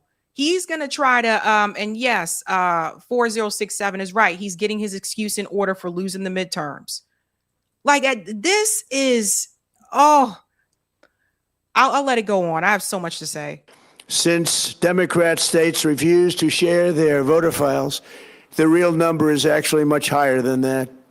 Yet, even this limited analysis found more than 250,000 foreigners illegally registered to vote. Put together, these disclosures reveal an election system so broken and so vulnerable that no one can possibly defend it. It is not defensible. But none of them happen to be registered to vote when you won in 2016, right? Like what about 2024? Did you look into 2024, Trump? No, you didn't, because you won then. Hundreds of millions of U.S. voter files are in the hands of foreign governments. Our machines and ballot counting systems are exposed to hacking and manipulation and corruption. China and other countries have been trying to meddle in our elections. Evidence of fraud has been buried. Hundreds of thousands of non-citizens and dead people are listed and active on the voter rolls, and yet we still have elections with no voter ID, no proof of citizenship, and tens of millions of ballots floating aimlessly through the mail. As one example of the insanity, California's recent election for mayor of LA and governor was held on June 2nd, a long time ago, but it was just completed a few days ago on July 10th. Think of that, much more than 1 month. Took a month to count the votes. I wonder what they were doing. This is worse than any third world country. There's no third world country that has elections like we have. In a rare move, NBC and ABC Fake News have both said that they would not cover this speech. They knew what it was about because of the fact that they don't like the topic, because they know how corrupt our system is and they don't want to reveal it. They and others in the media are part of a plot. They want to continue this fraud for whatever reason. They want to keep it going. They want to protect the radical left. They can't have a great country, and that's true. You can't have a great country without free and fair elections. Fraud like this should mean a revocation of their licenses. They use our public multi-billion-dollar in value airways for absolutely no money. They pay. So I just want to add this. If you're serious about free and fair elections, then Trump would be advocating for no corporate money, no corporate PACs in electoral politics. If he was serious, and he's not, if he was serious about free and fair elections, then the first thing that would need to go was the big money. He has no room to talk about anything being free and fair when he took all that money from Miriam Adelson. You know what I mean? When he took all that money from AIPAC, all that money from the Israel lobby, all that money from big pharma, etc., all these corporate PACs, that's not, damn sure wasn't free, because you got to do something for them. And no, it's not fair. So no, you're not serious about free and fair elections. Guys, everybody buckle up. Buckle up. I told you guys a couple months ago, I had a feeling he was going to try to do something during the midterms, and he's getting ahead of it. What is it? It's now July. We're a couple months away. They're going to start like trying to lock people up. You get what he was saying about the radical left and all this type of stuff. And here comes China. China's after us. China Gate is making things, electorally impossible in the US, all this kind of stuff. This man needs to be stopped. Nobody is stopping this guy. And ABC and NBC choosing not to air this, you're not really helping the problem, though, because the reality is you still get up there and you spew propaganda, too. Y'all, all of you guys work for the corporate class. You guys all work for the donors that him and others, Democrats as well, took money from. Nothing. All we want is honesty in our elections and honesty in reporting.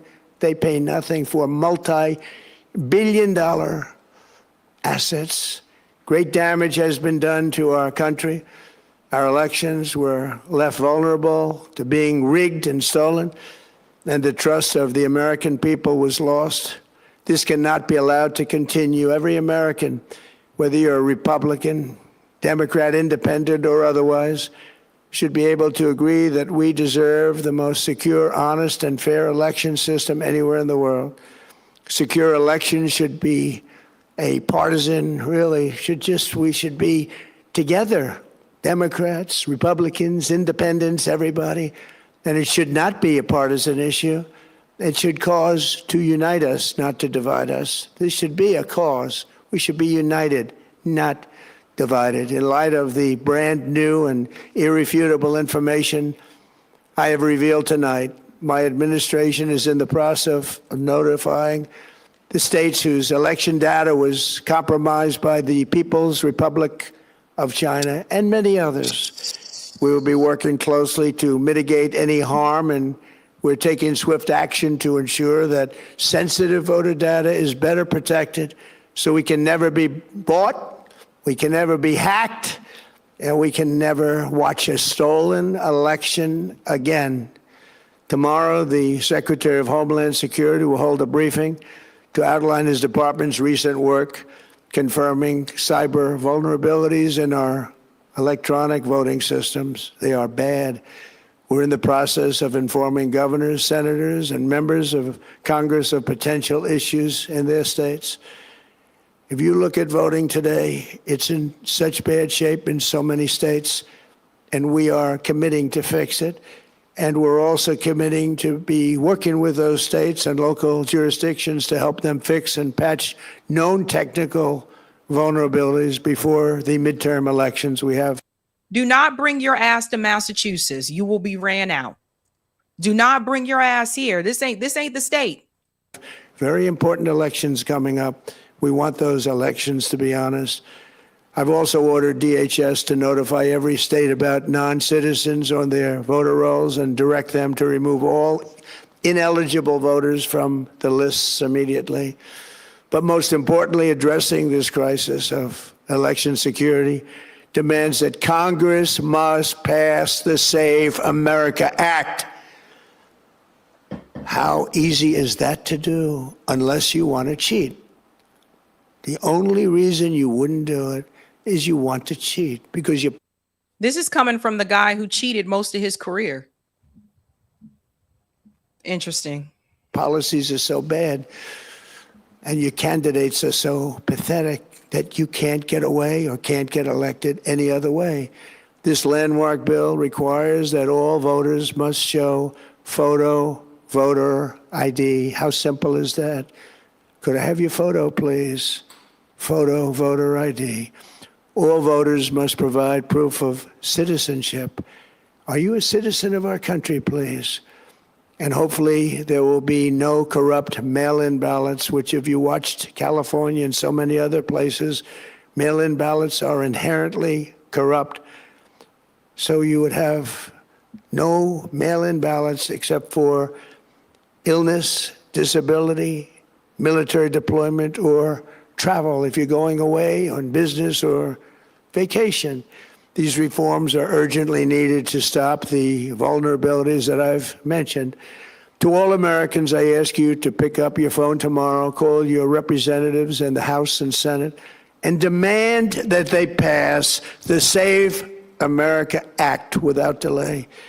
Together we will restore faith and confidence in our country, and we will be bigger, better, and stronger than ever before. Thank you. God bless you. God bless our great military, and God bless America. Thank you very much. So let me go ahead and tell you guys, because they're being really slick. They have attached now the Save America Act to a defense bill. And this is interesting because this is what we were asking Democrats to attach. Remember, we were asking them to attach that $15 minimum wage to that Build Back Better, and Democrats didn't want to do it. So now you got Republicans doing what we asked the Democrats to do. So they're trying to be sneaky about this because 9 times out of 10, the majority of the Republicans are going to support that defense bill. So if they support the defense bill, then they'll be voting for the Save America Act. And then you got a lot of Democrats that are going to vote for defense bill. Guys, we are in some crazy, dangerous times right now. And this shit is wild. Like, pardon my language. I know I've said a couple of cuss words tonight, but I got to tell you, I knew Trump would be bad, but Jesus Christ, this is horrible. Imagine, of all the things, now we're in Chinagate. China does not care about the United States. They don't think about us like that. They're doing better economically than we are. You can see, like, they have the top banks. When you look at the top 5 banks, top 10 banks, China has most in the top 5. Do people understand this? Like, they don't look at us the way that we look at them. I just told you also, China has those rare earth minerals. And that is something that the US, the weapon manufacturers, they use to build those weapons for more war. So we are the ones that need China. When the last time you walked into a store and you saw something that said made in the USA? Most of our products aren't even made here. We have no real production like we used to. So this is the sign of a declining empire. When you are on the top, you don't always stay on the top. And this is where we're at right now. So now, out of all the things, it's, again, apparently this is an emergency. He want to go out there and arrest people. We got to protect the votes. We got to protect the votes. But they ain't want to arrest nobody from the Epstein files.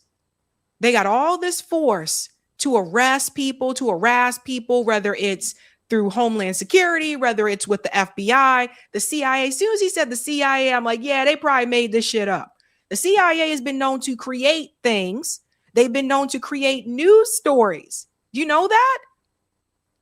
So this is crazy. This is crazy. America is no longer the tippity top anymore. Even Rome had to fall. And so now it's like, let's go blame China. I can't even believe Donald Trump did this. Like, honestly, he should be embarrassed. I would be embarrassed if I was him. And when we talk about control, Donald Trump really does want ultimate control. Look at all these things that he's naming after himself, this Trump account and all this kind of stuff. He really does want to have control. This motherfucker really do want to be king. Like when I saw the No King rallies, I was kind of laughing a little bit because they had no demands. And you guys know how I feel about protests with no demands. I know you're not serious. And the people who were backing it, a lot of corporate money backing it. But they got one thing right. He really do want to be king. I bet you Xi Jinping is somewhere laughing his ass off right now. Ay.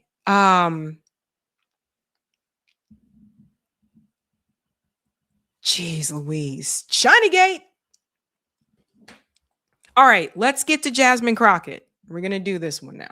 Okay. Jasmine Crockett and Condoleezza Rice. I had to actually put them in a story together, believe it or not. And I never thought I would have to do that. They're in two different parties. They have different ideologies, but they doing some similar shady stuff. Okay.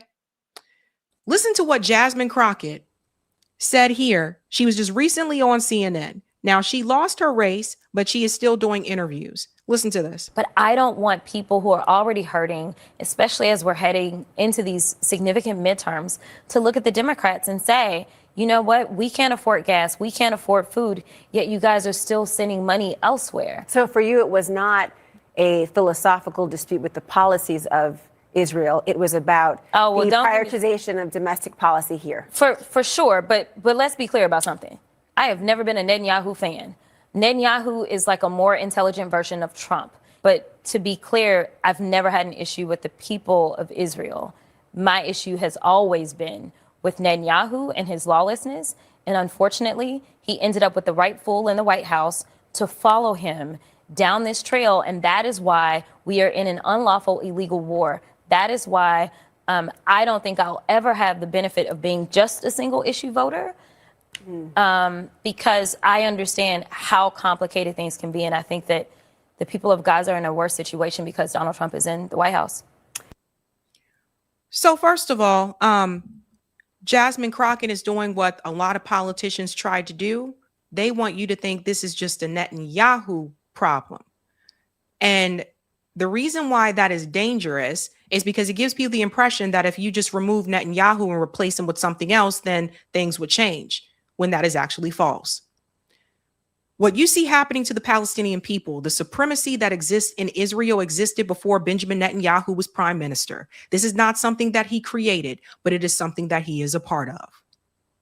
The former prime minister was also same way. They have always looked down on the Palestinian people after stealing Palestinian land, killing them, sexually assaulting them, pushing them out, putting them into open air prisons, which we now deem to be concentration camps. That's what Gaza is. Gaza is basically a concentration camp. It's very much like a ghetto. And we've had independent journalists that have been on this show that have been to Gaza and reported in Gaza long before October 7th. Israel has been killing Palestinians for decades. Okay? What she made sure to do there was to make sure that she does not insult Zionism. Jasmine Crockett, as much as she continues to advocate for the Black community in the United States and civil rights in the U.S., Jasmine Crockett does not advocate for the civil rights abroad. She has a similar issue that Jim Clyburn had. This is what I was trying to tell you about a lot of the black Democrats in Congress that are bought and paid for. Jasmine didn't take money from AIPAC. She does this for free. You got some of them too. Okay? So the framing is really important when you hear them say the Netanyahu government and not Zionism and Israel and what it is. Because you remove Benjamin Netanyahu, you still got a hateful, supremacist society. Now, we need to ask ourselves why we have black politicians trying to run cover for a supremacist society. That was the recent interview. Then I take you back to what she said before when we were all calling her out. Zegiani said, but at least Jasmine Crockett must be progressive, right? So I just want to remind you what Jasmine Crockett said in this interview. Tired of us sending money to Israel. I understand. I also think that if people are going to vote as it relates to foreign affairs, which typically is not how people vote. People typically vote based on how are the gas prices treating me right now? How are my housing costs treating me right now? What's my job situation looking like? Those are the things that typically drive our elections and how people decide how they're going to vote. When you start talking about foreign affairs, if that is going to be kind of like the precipice for determining whether you vote or who you vote for, then I want people to really dig in to foreign affairs, right? Like, and ask the question, which I think is a fair question. I think it's a fair question of all the money, is to ask the question of, well, why do we send money to Israel? Like, what is that about? And learn about the fact that this is an allyship that existed before I was around, before, well, no, the president was a baby. He was still around though. But it is an enduring relationship and learning the history of the region in and of itself. And I would argue that the most disputed land in the world is that land.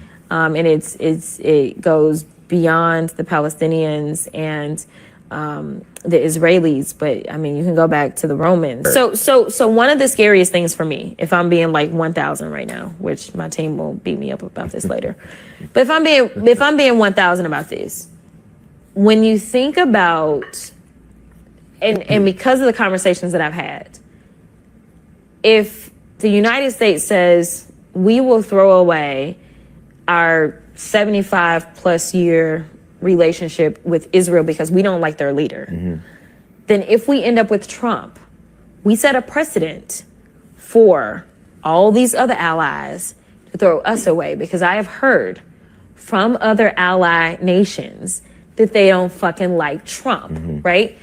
If we lose our allies, now I'm looking at the vulnerability of us, the people that elected me. And I am concerned about whether or not, like, we live in a bubble. You talk about bubbles, we live in a bubble. Because on both sides of us, we got water, and north and south, we got pretty decent friends, right? Like, we closer with the people up north than we are the people down south. But either way, we got friends on both sides, right? That don't mean that we are liked in this world. Like, a lot of people hate us. But it's about being able to flex. Like, oh, do you want to play with us? This is Jasmine Crockett making a neocon talking point. It's about being able to flex. Do you want to play with us? And this is who people called progressive. Just because a relationship existed before you were in office, Jasmine, or before you were born, doesn't mean the relationship is right. This was her word salad answer because she didn't want to criticize supremacy.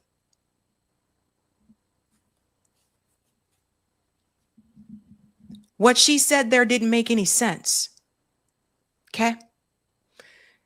Now, the reason why I'm showing you Jasmine, and I'm also now going to show you Condoleezza Rice, and I know you may think they have nothing in common, but they actually do, right? You have people who have had an experience, two Black women that have had an experience in the United States of America and are very familiar with that experience and have talked about it, including Condoleezza, by the way. But for whatever reason, when it comes to Israel, they side on the side with the supremacists. Like Jasmine Crockett said in that first interview that she has a problem with the Netanyahu government, right?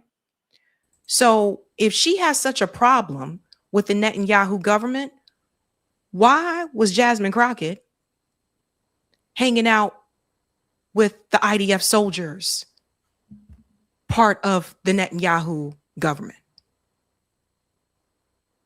She has so much of a problem. There's Jasmine Crockett right there. Right there. Right there. And there's the IDF soldiers. But she has a problem with the Netanyahu government. Do you get me? You see, they got soldiers here, and some of them still got the weapon in the hand right here. Those weapons are used to kill Palestinians. And you got a Black congresswoman who claims to care so much about civil rights, and she's standing right there with the supremacists. Do you get me? Now we get to Condoleezza and her crazy ass. Condoleezza Rice just said something really interesting because, believe it or not, she's been popping back up.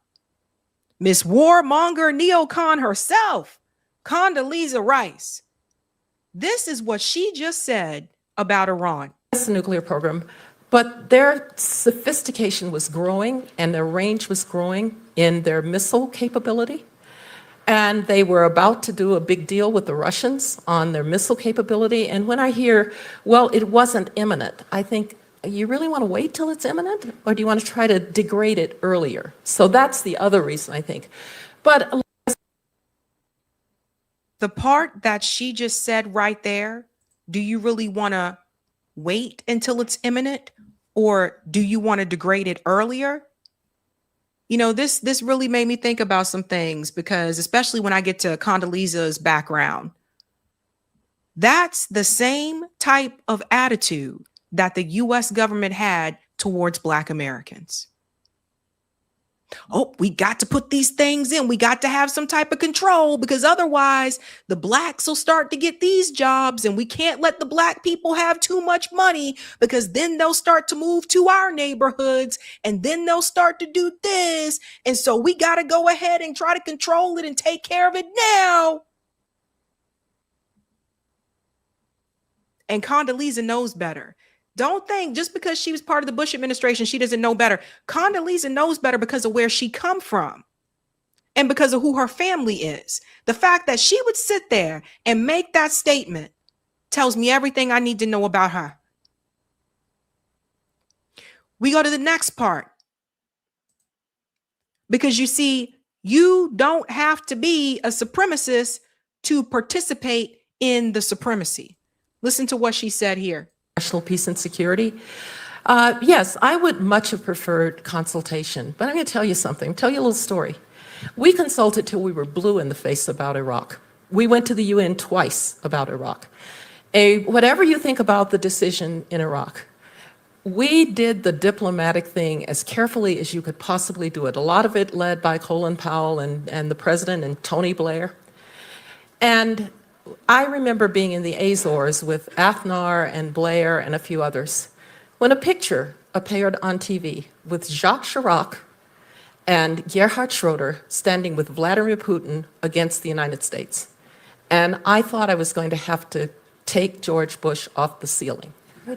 So it's not like we haven't seen this book before, this play before.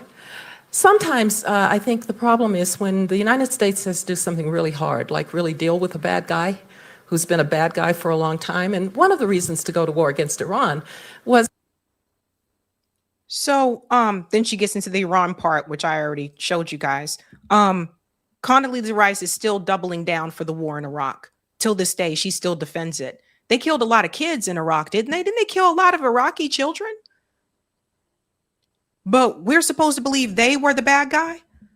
Saddam Hussein wasn't a bad guy prior to that. The U.S. worked with him very much. In fact, the U.S. worked with him to go into Iran and cause conflict in Iran. And then once they decided he wasn't useful anymore, then they said, okay, time to get rid of you. That's really what happened, Condoleezza. How can someone like Condoleezza, knowing what her and her family went through, how can Condoleezza Rice have so much disdain for other people? Because let's talk about her background. Because see, this is how you know people full of shit, right? Condoleezza Rice is from Birmingham, Alabama. Check this out about her family, okay? She's the only child of Angelina and John Rice Jr., okay? Her father was a high school guidance counselor and a Presbyterian minister, and the dean of students at Stillman College at HBCU. Check this out. Condoleezza Rice's roots in American South go back to pre-Civil War era, and some of her ancestors worked as sharecroppers for a time after emancipation. So Condoleezza Rice is FBA. Okay? She's a freedman. You get what I'm saying? This is important for people to understand when I get into a little bit more about what her family went through. This is why this behavior from her actually drives me crazy. Okay? She was able to trace her genetic descent all the way back to the Dakar people of Cameroon. So when we get into this here, let's go to what happened. Rice experienced firsthand the injustices of Birmingham's discriminatory laws and attitudes. She was instructed by her parents to walk proudly in public and to use facilities at home rather than face the shame from the colored facilities in town. She later said they refused to allow the limits and injustices of their time to limit our horizons. Listen to this now. Rice recalls various times in which she suffered discrimination on account of her race, which included being regulated to a storage room at a department store instead of a regular dressing room, being barred from going to the circus or the local amusement park, being denied hotel rooms, and even being given bad food at restaurants. Also, while Rice was mostly kept by her parents from areas where she might face discrimination, she was very aware of the civil rights struggle and the problems of Jim Crow laws in Birmingham. Now, hold on to this, because this is important when we get to what she said about Gaza. He goes on to say here, get to this part right here. During the violent days of the civil rights movement, her father, Reverend Rice, armed himself and kept guard over the house while Condoleezza practiced the piano inside. Let me highlight this here. Her father armed himself. That's important because people like to think, people might not looking at this and maybe might not realize that she too is an actress. This part is really important. Condoleezza Rice was 8 years old when her schoolmate, Denise McNair, age 11, was murdered in the bombing of a primarily Black 16th Street Baptist Church by white supremacists, September 15th, 1963. Do you hear me? When she was 8 years old, her schoolmate was murdered in a bombing at a church by white supremacists. All this is going to make sense in just a second. Because when you look at the way she spoke about the Palestinian people, let's make the connection here. This is what Condoleezza Rice said about the Palestinians and Gaza. Change what you teach your kids. Condoleezza Rice advises Palestinians looking for a state. You see, this goes back, man. That's why I told you. When I told you before, I said, we can't say the word on here because YouTube, but it rhymes with spoons. This is what I meant when I say we got some spoons in our community. Let me tell you what else she said here. Okay? Palestinians will need to change the way they educate their children, says Condoleezza Rice. She said this when she sat alongside Hillary Clinton. Okay? Without sweeping changes in mentality, there can be no path to true self-governance for Gaza. So, according to Condoleezza Rice, it's the Palestinians who had to change, not the Israelis who were killing and bombing them and stole their homes and all that shit. Hold on to that now. In an interview, the two former secretaries praised the new Gaza deal, yada, yada. I mean, both of these women, they're a deep state. It's so fucking obvious. Change the lessons that you teach your kids about the state of Israel. Don't create another generation of Palestinians who believe that somehow the resistance is the way to peace and security. So Condoleezza Rice was basically telling Palestinians that they don't have the right to resist and they should just sit back and take it. Like I said, we got some spoons. When you go back to what happened with her father, what does it say her father did? Reverend Rice armed himself and kept guard over the house while Condoleezza practiced the piano inside. So let me get this straight, ladies and gentlemen. Condoleezza Rice's own father took up arms to resist. But her message to the Palestinians is, don't you try resistance. You need to change what you teach your children. Imagine telling that to a group of people who are occupied, who are fenced in, who are oppressed.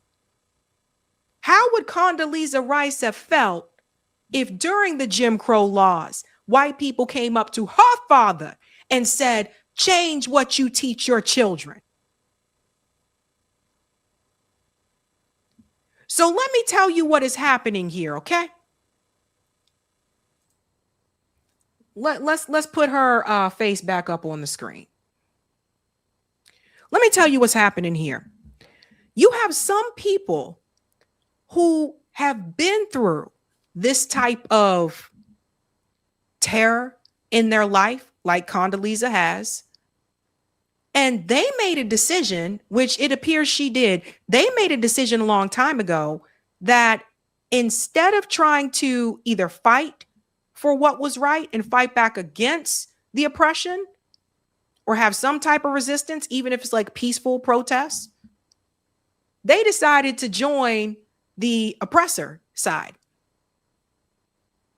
That's what Condoleezza Rice did. That's how she got to where she is today. You don't get there by fighting. You get there by being submissive. So she basically said, I don't know if we can beat him, so I'm going to join him. Her father took up arms. But she's telling the Palestinians not to take up any arms, that they should just sit back and just deal with what Israel is doing to them. Now you go back to what she said about Iran, where she said that, well, yeah, they haven't done anything yet, but why would you let it get to that point? Do you realize that that's the same mentality that white supremacists and even U.S. government officials back during the Jim Crow laws, do you realize that's the same type of mentality they had against Black Americans? Why do you think they were bombing and blowing up Black churches? Don't let them get too far. Don't let those Negroes learn how to read.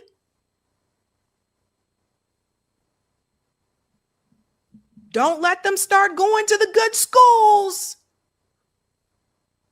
Don't let them start getting those professional jobs. Don't let them make no damn money.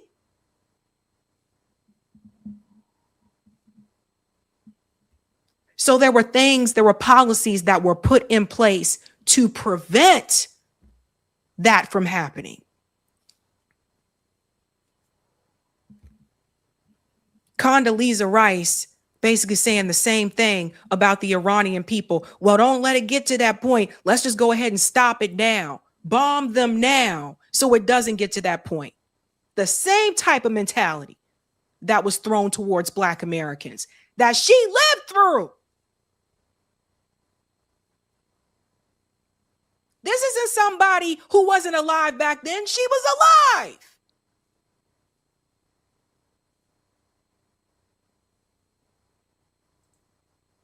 Flip back to Jasmine Crockett. Jasmine Crockett is another one. She won it both ways. She a little bit more slick with it, right? Jasmine Crockett, as much as she does this performance that she has for herself, that sister girl performance, Black people this, people didn't vote for me because it was racist and that's why they voted for James Tallarico and blah, blah, blah. Yeah, there's always going to be some of that. But the reality is, when you sit up there and side with a supremacist state that is committing genocide, when you come back home after you've been taking pictures with the IDF soldiers who killing babies and shit, when you come back home and you do all that rah-rah sister girl civil rights stuff, that don't mean nothing. It's an act. It's an act. You can't sit up here and say you're fighting against supremacy at home when you hugging arms with supremacy abroad. That's bullshit. Don't let anybody convince you of that. And that's all of them. That's not just her. That's Jim Clyburn. That's Hakeem Jeffries. That's Cory Booker and his fake ass. It's all of them. The Congressional Black Caucus, they shake hands with supremacy abroad and then come back home and complain about supremacy at home. Get out of here.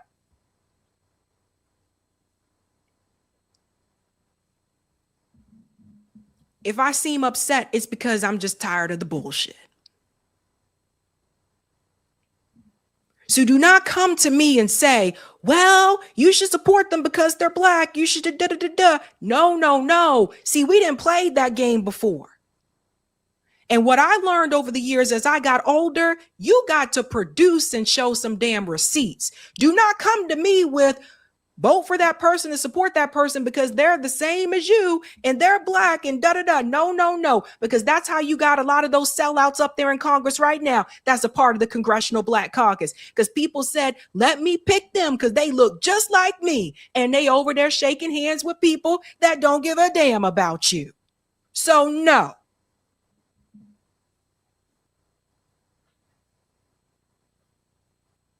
Condoleezza Rice and Jasmine Crockett are not a part of the same party. No.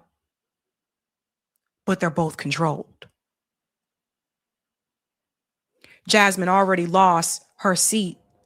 She's still out there, still trying to give Israel grace. That's probably because she's probably going to try to run for something again later on. I don't know. I really don't care. But I will say this. Do not let the partisan labels fool you.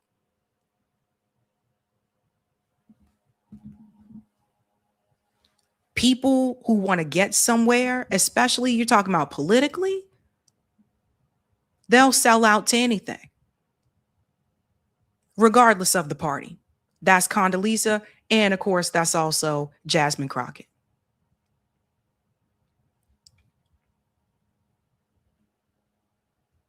The Republican Party tends to be more overt with this type of rhetoric. The Democratic Party, a lot of the Democrat politicians, with the exception of people like Debbie Weiserman Schultz, they tend to be a little bit more covert with it. But it's still genocide. Never forget that. All right, ladies and gents, we have one more story for you. Can we go to the last one, Eric? This is a good news story. We're going to end with some good news. Yeah. All right, guys, we have been complaining about the data centers, right? So let's talk about control in a different sense. When the powers that be come together, they can make change. New York just made a big announcement that I hope spreads to other states. There's two here, one in particular in New York City and the other for the state of New York. New York has decided that they are going to pause data centers. This is a big one. Let's get into it. New York has become the first state to impose a moratorium on large new data centers. These are the facilities driving the AI boom. Technology companies are racing to build them, but they also have led to growing concerns about power costs, straining water supplies, and burdens on local communities. That prompted New York Governor Kathy Hochul to sign an executive order yesterday pausing state environmental permits for data centers for up to 1 year. The order gives officials time to create a regulatory framework the governor says will protect the environment, the energy grid, and communities across the state of New York. Okay, so at least we got a pause in New York on the data centers, at least for 1 year. Let's go ahead and give a round of applause for that one. We got more information to come. Make no mistake, this does not come without pushback from the masses. Kathy Hochul didn't just wake up and say, hey, I feel like doing the right thing. No, a lot of this came from the people in New York, and also, of course, Zohran Mamdani also pushing back against this type of stuff. That's why I'm trying to tell you guys, it really does take the people sometimes. So just FYI, there's a lot of outrage about data centers, artificial intelligence, and rightfully so. These data centers use up a lot of water, a lot of electricity. And from what I understand, they're also noisy. People are losing their homes in some places, like in Georgia, because of these data centers. So this is a big one. It's a start. We're not all the way there yet, but it's a start. Governor Hochul joins us in studio now. Governor, it's great to see you. Good morning. I think a lot of people are just now waking up to this issue about these data centers. And as we were just discussing, this is not a left-right issue. You're seeing across the country real concern. So why did you take this step yesterday? Because New York is the kind of state that wants to not just be first, but be the first to get it right. So what we do here will certainly be a model for other states. What we're dealing with is the specter of these huge hyperscale AI data centers that are being built en masse around the country, many projects coming to New York. But we've not stepped back and said, what is the cost for all of us? What are New Yorkers going to have to put up with for this massive center? It's not job creation.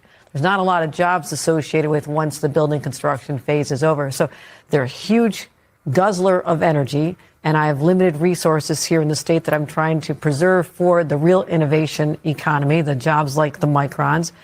They also affect the water supply. They also affect, the noise in the communities can be incredible. And so if you're one of these small communities in upstate New York where they're looking to build because there's so much more space, they're not coming to Manhattan. They're going to our upstate communities. Those communities don't have the negotiating power either. So these large companies, I want them to have to bring your own power source. I said this in my State of the State. Bring your own power source or pay a premium to tap into our grid. I don't want our local ratepayers who are already dealing with sky-high utility bills to have to be burdened with the cost of basically subsidizing these huge, massive centers. Now, that does not mean we're anti-AI. We embrace it here. We embrace innovation. And that is why I'm putting a 1-year pause on this for us to get it right. There's talk of a federal pause. Let me just say something here, too, as well. Don't forget, she is up for re-election. So just FYI, this is really the time to hit them, like to not physically hit them, but this is the time to really approach a lot of these politicians is when they're up for re-election. I know that her and Mamdani had some type of agreement where, you back me on my stuff, I'll back you on your stuff, that type of thing, right? So Kathy Hochul also, she wants to get reelected. And that's also a big part of this. But the reality is, for those of you who live in rural America, these data centers are starting to take over. And I'm pretty sure if you talk to people that live in rural America, they don't choose to live in rural America because they want it to become an urban environment, right? So they don't want all that noise. They don't want all that, traffic and that kind of stuff. Like sometimes they want a slower pace of life. And then you start bringing the data centers in, and it's true. They're energy guzzlers. That's the reality. And it requires so much water to keep these things going. I mean, come on, you got people like, we need water, like, right? So we can't. And the other thing is we can't eliminate data centers. And Eric explained this so well. Eric, my producer, we can't eliminate them because we already had them for other things, right? So we wouldn't be able to have internet. We wouldn't have social media, all that kind of stuff. Like, you do have to have it, but we don't need as many as they're trying to build. And also it's draining just too much resources. And I think you guys got it right earlier. Let's start calling them surveillance centers, because I think that's what these things really are. It's not just about Google and all the social media that is part of the use for these data centers, but it's also about the fact that they're spying, they're watching us. Like, it's just surveillance centers. It's a lot of that that's going on as well. We talked about that as well with the flock cameras, and you see people are taking those down left and right. So yeah, it's an outrage on both sides of the political aisle. I think they're talking about the federal part here. Laws, in fact, in Congress. Even some Democrats have said that goes too far, that the AI boom is coming. We need to embrace it. So the AI companies effectively are saying, this is all happening. These data centers are going to go somewhere. Why not in your state where we could create some jobs for you? What do you say to that? I say you can come within the parameters that we're creating. Give us the time to get it right. This is not just the Wild West. You get to pick a huge swath of land in upstate New York. And if you've seen these in person, and I have, they are so massive. They're like towns. And they dominate. Yeah. And you look in there, was there are there thousands of people working in there? There's not. But I understand why it's important. And I'm using AI right now. I just use AI to look at every aspect of state government to come up with recommendations on how we can cut red tape, how we can cut fees. And so I'm utilizing this tool. I'm not saying we're not embracing it. I want those companies here. But companies want one thing. They want certainty. Tell us the rules of the road. New Yorkers want protections. New York will give them both. So, Governor. And I just want to add this part here. Excuse me. I want to add this part here as well. What's the rush? Like, when she said, like, give us time to get it right. Why are these companies trying to rush this so much? Right? Now, I push back on the embracing AI. I'm not big on it. And first of all, you have to remember it's artificial intelligence. It's not intelligence, meaning that AI doesn't always get things right. You know what I hate now? Like, if I search for something on my phone, if I Google something on my phone, before where I could just get a list of options, now it's like this AI bubble appears and says, blah, blah, blah, blah, blah. Like, if I said movie theaters near me, then it will just pop up and say, the biggest movie theater near you is blah, blah, blah, blah, blah. And sometimes it gets things wrong. So my fear is that Americans may use it too much and they start to heavily rely on it instead of doing things the way we've always done it, which is to look this stuff up for ourselves.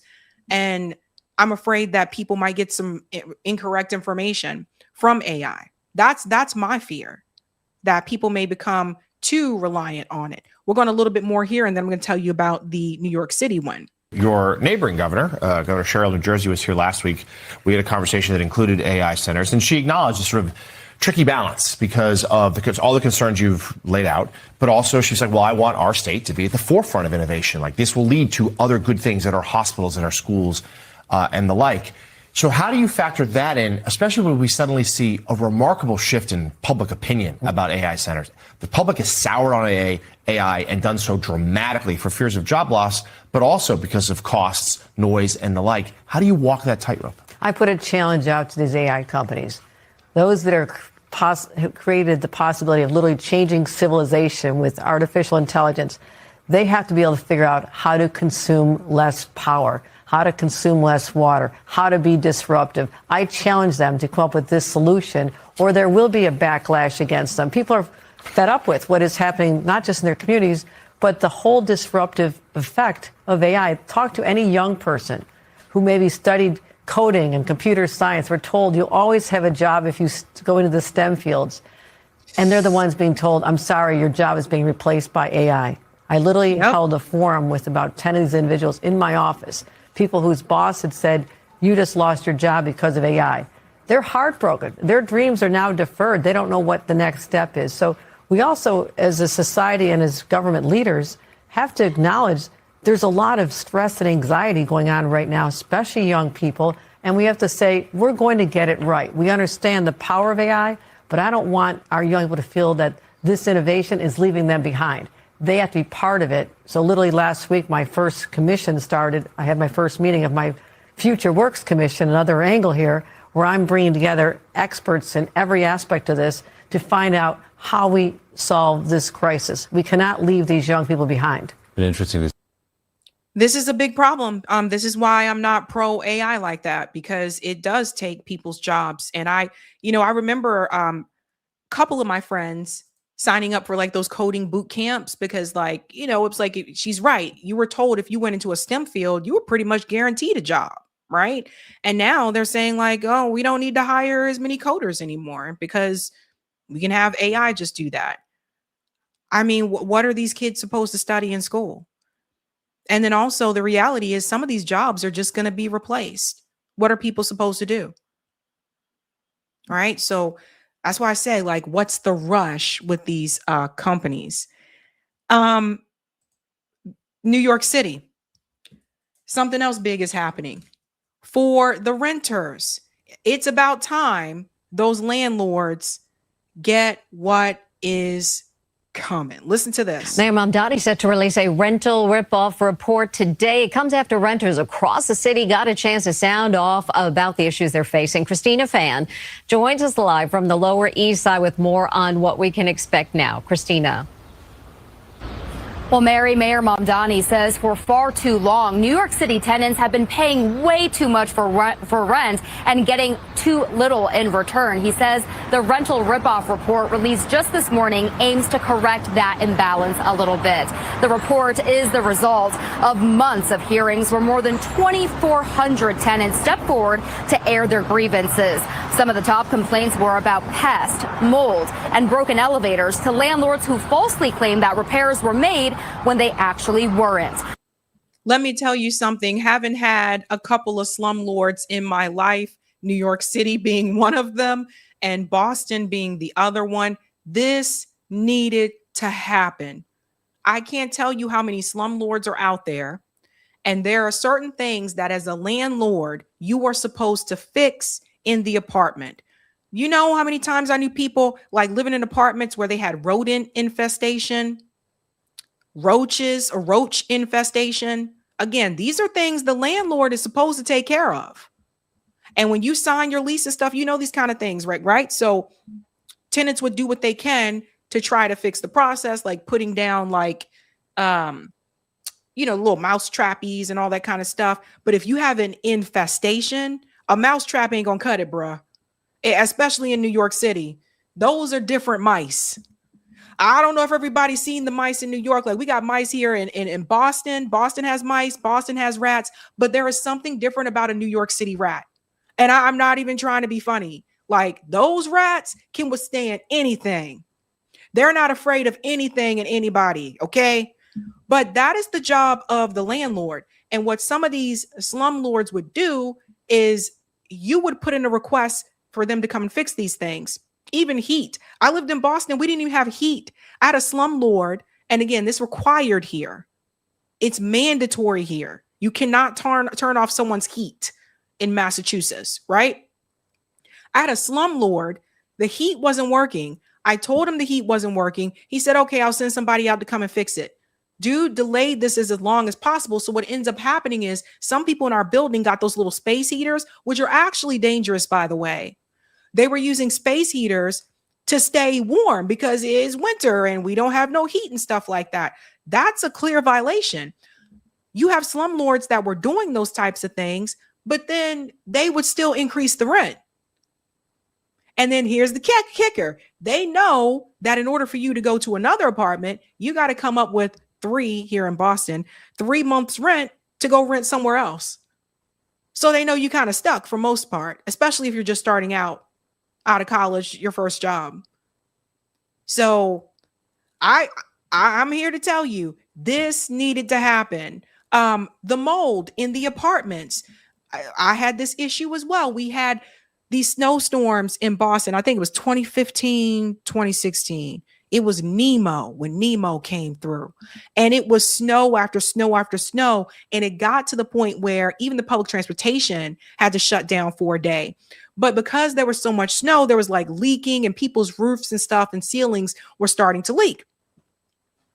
Problem with our apartment, though, was the fact that if it rained, the ceiling would leak. So we had reached out to the landlord prior to Nemo, and we said, hey, we need you to come fix this because our ceiling is leaking when it rains. He's like, yeah, I'll fix it. Never happened. And then the snowstorm came, and next thing I knew, an entire wall was just wet with mold, and you can get sick. So if you have especially black mold, that can cause all different types of problems. People end up getting what do you call it? Asthma, asthmatic symptoms and things like that. When you're breathing in black mold, like that's dangerous. But you got people living that way because they can't afford to leave that apartment and go anywhere else. But that's something the landlord is supposed to take care of. So I really like this rental ripoff thing because they've been getting away with this for way too long.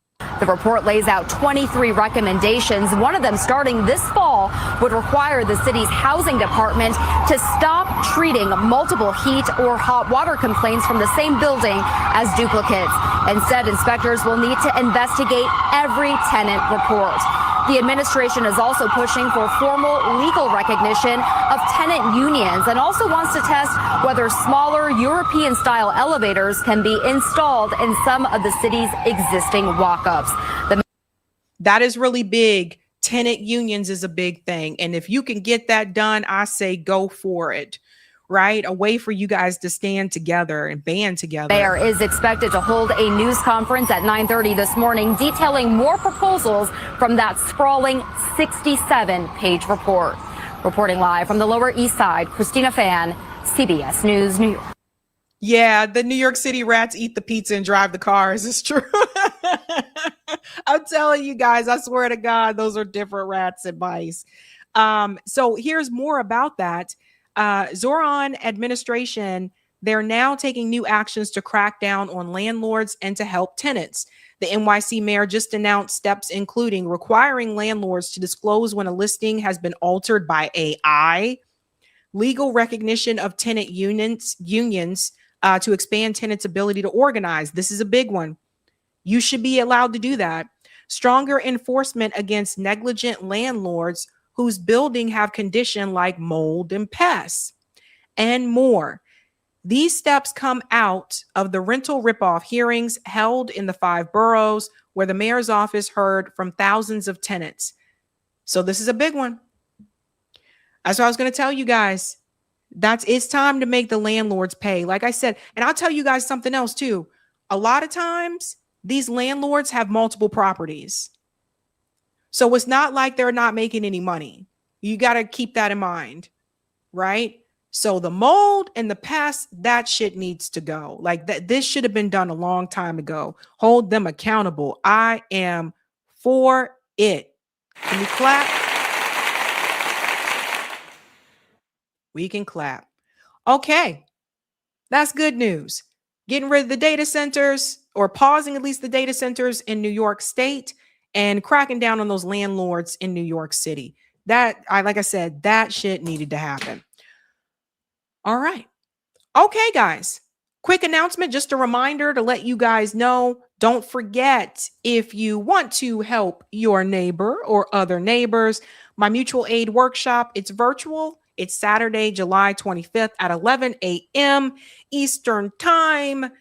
That will be done virtually using Zoom. So if you want to learn how to do mutual aid like me and my comrades at the Boston Mutual Aid Network, you can attend my virtual workshop and I'll teach you how to do it. Right? So I try to do this once a month for everybody. And if you want the link to that, sign up for my Substack newsletter. That link should be in my description of my videos. Sign up for my Substack newsletter, and then I'll send out the announcement via my Substack. I should be starting to send it out next week, and I'll send it twice. The first one and then one the day before, and you'll have the link for the Zoom so you can attend it. It's 1 hour, guys. So if you want to give me 1 hour on your Saturday, I say it's worth it. A number of people have attended those mutual aid workshops, and some of them have already started their own stuff where they're at. So that's the way, guys. We got to help each other. We got to help each other. All right. That's going to be it for me. Eric is going to read the rest of the super chats. I'm sorry, guys. I was supposed to interject there and come back to these. And Eric is worries. going to close out the show. Sorry. The Trump thing, I didn't think he was going to talk for that long. Jeez. I don't know. This was pretty short by Trump standards, I thought. You think so? But It started at 9. I mean, I thought it was okay. he sounded like crap, though. It sounded like he was just kind of reading the script and just, it felt like his heart wasn't into this one and he was off. It seemed more forced, didn't it? Yep. And there was, there was none of the real, Trumpy antics, really. Hey, I mean, China come on, Trump. Gate. We got China Gate. Oh man. But connecting into the show theme with the control, right? Whether it's the data centers or the AI, it's about, more than anything, it's about who's in control, right? Yeah. And whether data center and AI are tools, and they can be used for good things or for bad things, and it's all about who's in control. And when we dig down and connect those dots, right? Who's the top boss in control of our society, system, government? It's those billionaires. Yep. So the control made me think of that. So Yeah. That's so a the good point. 99%. So the 99% have to get control. There you go. There's your hook into the theme. Yeah, there you go. All right. But we're working on it. guys. All right, guys. That's it for me tonight. Eric's going to close out the show, and I will be live on Sunday. So see you then. All right. Yeah, we got some super chats in the queue here.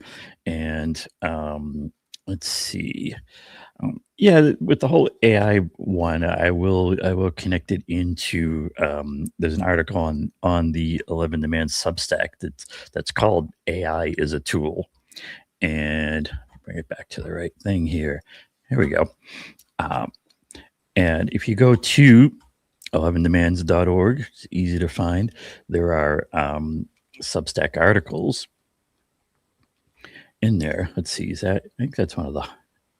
Let's see. Let me find that one. Here we go. So if you want the full set of articles, here we go into the Substack itself, and you can subscribe if you want. I'd encourage people to subscribe to both the Sabby Sabs Substack and the 11 Demands Substack. And you get good stuff. But yeah, there's lots of articles in there. But the one I'm looking for was specifically about AI, and it came from a time when Richard Wolff was a guest on the show, and Sabrina asked him about AI, and that's how I can find this, because it has a picture of Sabby and Richard Wolff. Was it that old? Yeah, here it is. Where'd it go? Come back. Little more. There it is. AI is a tool. I'll just summarize it in that she asked Richard Wolff about it and what to do about it. And the way Richard Wolff really framed it, and that I very much agree with, is this idea that you don't want to get too focused on the tool itself. On AI, as a tool, like AI is like a hammer. The hammer is a tool, and a hammer can be used to build your house, or it can be used to do something bad to you. The other thing I thought of recently is like an analogy maybe for AI is that AI is when it comes to engineering and a lot of these things, it's kind of like if you're building a house with a hammer one day, right? Let's say you have a crew of guys, and then one day you get instead of the hammer, I can clear this for the moment. Instead of the hammer, they give the crew those pneumatic hammers, and so instead of having to bang it, a bunch of times, they can use the pneumatic hammer and just go boom, one nail, boom, and so their productivity goes way up. It's a useful tool. It's a good tool. It helps with productivity, and workers don't want to be out there swinging a hammer if they can use the pneumatic hammer gun. But that also makes them a lot more productive. And then the real question is, who gains from that productivity? And the way Richard Wolff a lot of times likes to frame it is, he said, if that company just has an owner who's an old rich guy, he's going to look at that and say, okay, my guys are twice as productive, so I can lay off half of them and get the same work and the same profit with half the guys, so I'm going to lay them off. If the company is conversely is run as a worker co-op and is run democratically, well, that ownership is not going to vote to lay off their own guys and lose their own jobs. They're going to say, well, let's take advantage of that productivity and maybe have shorter work days, more time off, better benefits, and things like that. So it's all about, who is in control is the key part in all this. So what I put it down to is try not to get too focused on the tools themselves, and keep the focus on control, and keep the focus on who benefits, who calls the shots. And it's important to do that, because then that also leads us to then a demand, right? In those situations, what do we demand? Well, our demand is that the control and the benefits go to the 99%, not the billionaire class. When we have those demands, then that leads us to clear solutions. Because if you're going to do that, then you have to fix our economy, our government system, and there are solutions for doing that. And if you look at 11 demands, and if you were to, let's say, theoretically, if you wanted to say, well, then, Eric, what are those solutions? Well, if you look at, get a good scroll going, the 11 demands themselves. I'm having trouble seeing where my mouse is. There we go. You have things like fixing the corruption. It's always a big part of it. Healthcare for all, minimum standard of living. I was thinking of this one with the rent story. And yes, what Mandami is doing is good. They're good steps, but it's not nearly enough to address the problem with rent and housing. You have to do things like just build tons of very affordable housing units. Even beyond that, you can get into having a minimum standard of living for everyone that covers all the things. So these are the kind of solutions that we need to be shooting for as a movement. Of course, ending the wars, racial criminal justice reform, is climate change, is dealing with censorship, fixing immigration, election system we can trust. This all, this ties into what Trump was going on about in his ridiculous banter. If you really want to fix the election system, one of the key demands and things to go for that we needed in that is you make all the voting machines and software be open source and auditable by the public. That's what real transparency and a real election system looks like.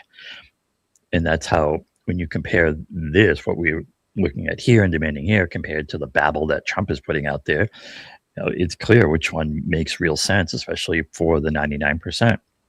And there are other things in here, ranked choice, fixing electoral college. And just to finish up, taxation and democratize the enterprise, gets into those worker co-op type issues. It always all ties back to demand number one. Nothing really gets better until we decorrupt our government. So it's always going to all tie back to that. And there are specific solutions for that in terms of clean elections, public financing, that constitutional amendment to fix and stop the Supreme Court from striking these things down, and these other steps in regulating the spending, radical transparency. These things have solutions. It's up to us to be clear about our demands and work on that path forward. To wrap it up, in terms of this little part of it, we need that mass movement based on these clear demands and the strong focus on corruption. And we're, of course, we're going to keep talking about that on here, and, thinking and working on how we can get there.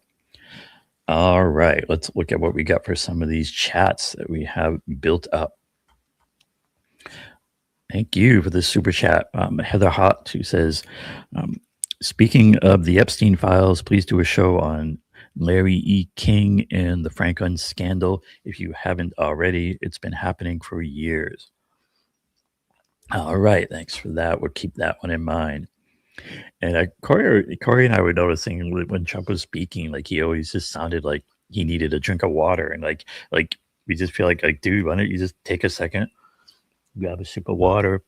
He just sounded dried out, but Trump's just old.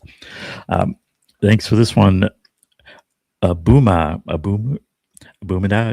Sorry for mispronouncing it, but appreciate your super chat saying thanks for the work you do and free Palestine. Thanks for that. And thanks for this one from Murdog.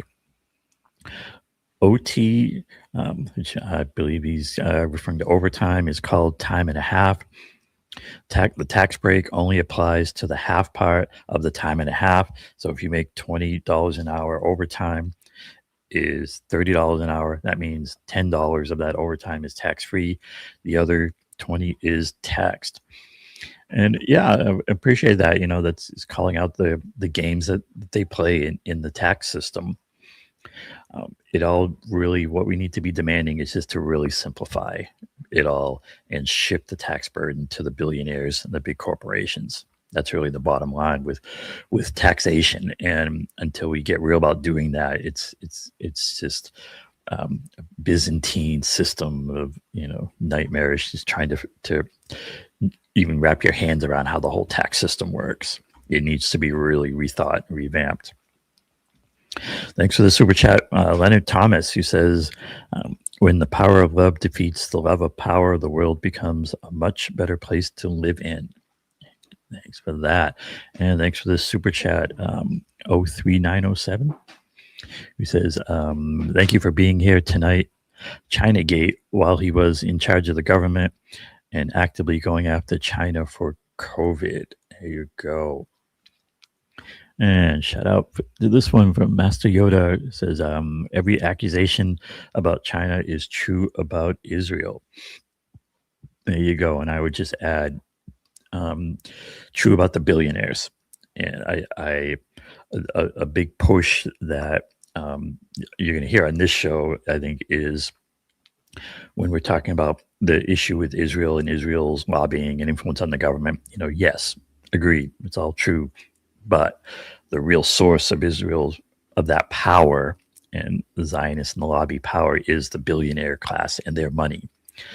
If you don't fix the billionaire class and, let's say, theoretically fix, the lobbying part from the Zionists in Israel, that you still have huge problems. I mean, the core problem is the billionaire class is the money. So, whenever it's called out that way, I'd say yes, but connect it to the billionaires as well if you really want to get serious about fixing it, what we do about it.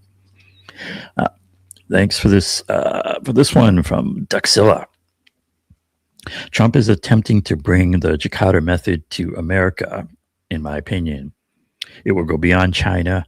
I kind of doubt this will land, but it's what he's attempting. The other thing I think it's a lot of chaos. Chaos is his brand.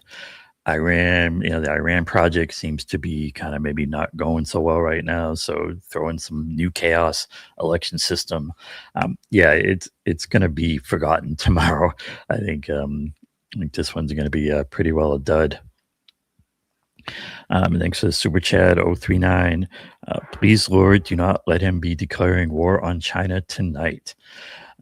No, he didn't do anything. Trump didn't do anything nearly that interesting, which is, I think, for the best. Thanks for this super chat from D. Frank. Trump won't say the obvious. China is communist. Their government can force their company to do anything like deploy a virus. All right. Thanks for this super chat, Leonard. Trump sounds like a mixture of Gov Lepomontaine of Blazing Saddles, and President Scroob from Spaceballs. There you go. And Thanks. Shout out to King Maggot Brain for becoming a YouTube member. Happy to have you aboard there, King Maggot Brain. Shout out to ZM Bidu for the super sticker. And thanks for this another super chat here from 039 who says, we don't even have a director of national intelligence right now, and he's calling on them. Please don't let him pick Salem host Sebastian Gorka, who wanted to replace Joe Kent. Yeah, I mean, it kind of doesn't matter who Trump picks. It's going to be it's going to be something terrible, and it's just not going to be good, regardless of who it is, really. Thanks for the super chat, Devotion Orange, who says, Maricopa County, we can watch ballot counting 24/7. Yeah, it's not really not that hard to have good transparency around the ballots and how they're operated and treated. It's really just a matter of political will and for the people demanding it, that it be transparent and clear. And one thing funny, I think Sabrina might have mentioned this, was that like Trump is calling out all these issues with the election system and how terrible it is, but this same election system elected him twice, so he shouldn't be too upset with it. Thanks for the super chat, Salt and Pepper Natural. He needs to take his own advice. 2020 election, is he still talking about that? Can he move on? And Trump will move on, and then he'll come back, and then he'll move on, and then he'll come back to it again, right? Thanks for this one. Also, 039, he says, but why shake all our alliances except for one before World War III? And shout out to Mr. Roger Meadows for this super chat, who says, wouldn't him saying elections are rigged depress turnout? ? I mean, if they believe they're rigged, then why bother? There you go. And thanks to 039, no one cared about corrupt mail-in ballots when they won Ed Gallerin versus Massie race. There you go, right? Yeah, it's not... they're not coming from a good faith. Thanks for the super chat, Gigawoke, who says, ICE are just the billionaires' Pinkerton army against the working class. They are in a race to criminalize the working class before we criminalize them. And it's about interests, right? Whose interests are they working for? Thanks for this one, Ira Gordon. Jasmine didn't take money from AIPAC, but she took money from Sam Bankman-Fried. Yeah, and I mean, we really just can't really be trusting Democrats. I just don't see how we can get too excited about any Democrat, because the question I have for any Democrat is like, why are you a member of why are you a member of a party that's deeply complicit in genocide? I just don't see how those things compute. Leave the party, start something new, start a new party, go independent. If a number of you start doing it, you will get great support from out here in the indie world, and you can make a big splash. Or you can stay in the Democratic Party and get crushed by the party, like always happens. It's telling that they don't leave that uniparty, I'll just say. Thanks for this super chat from JB44421, who says, Jasmine is spreading propaganda on gossip podcasts. And also, thanks for this one, saying, Jasmine is tap dancing and shoe shining for free. And also this one, Crockett Rice, modern day slaves to imperialism. Yeah, I mean, Condi Rice got hers. I'll say that. She made sure to get her bag, and I guess everyone else can fend for themselves. Shout out to M. Rish for this super chat, saying, Sabby, you keep it real. That's why we love you. Sabby appreciates that. Appreciate you, and appreciate the super sticker from Malp Crazy. Thanks for that one. And thanks, JB, for this. So he says, Kamala included her fake ass Rosa Parks narrative. There you go. And thanks, Exit, for super chat saying, thank you, Sabs. Appreciate that. Thank you. Shout out to the Weeping Willow for becoming a new member on YouTube. Happy to have you aboard. And thanks for this super chat, Mr. Marlon Wells, who says, Condoleezza saw the real terrorists up close and decided to join the propaganda campaign. Hypocrisy for her own comforts. And Crockett is fake as hell. There you go. Mr. Marlon gets it. And shout out to Alexander Omar for the super sticker. Appreciate that. All right, getting down towards the end of our queue. Let's take a little jump over to the Rumble. Let's just see what we had out there. Here's some Rumble. Let's get our sizing right. And let's clear this one. There we go. Thanks for the rant on Rumble from Hempcar, who says, Nita Farahani says on PBS that cameras you walk by are reading your brain waves now. All right, that's an interesting theory, and thanks for this Rumble rant from RBM, who says, a reminder that WikiLeaks released Vault 7 in 2017. The CIA can plant malware that makes it look like it came from China or any foreign actor. And thanks for this Rumble rant. Hempcar, who says, Jimmy Dore says how the truckers and rail workers need to go on strike and shut the economy down. Should we start a GoFundMe page so they can have support once their bank accounts are frozen? I would say, yeah. And the biggest thing I would say about all that is strikes need demands. And so I would say, let's get our demands clear and how we're going to work all that. Before we get too far into the strategies of strikes and whatnot. It's definitely a part of it, but we got to make sure we have clear demands, right? What's it all for? What's backing it? All right, we got a few more here in the YouTube queue. Yeah, we had a good number built up here.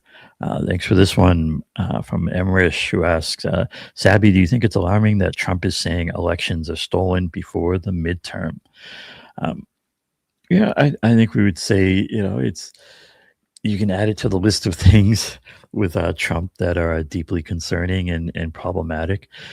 He really should have been impeached and removed quite a while ago. It's unfortunate that the Democrats did this fake impeachment and during the first term. That was just a political stunt that actually makes it harder now to do a real impeachment. But regardless of all that, it's very telling that the Democrats aren't really trying. And it's because it's a uniparty. As much as they play the theater of hating Trump and being against Trump, they serve the same interests. There's two sets of interests: the billionaire interests at the top and the 99%, the workers' interests. We have to make it clear and know that the uniparty works for the billionaires. It's up to us to demand that our interests get met, the 99%. And when you dig down to it and put it all together, it's really not that hard to figure out. I mean, it really is about those two interests.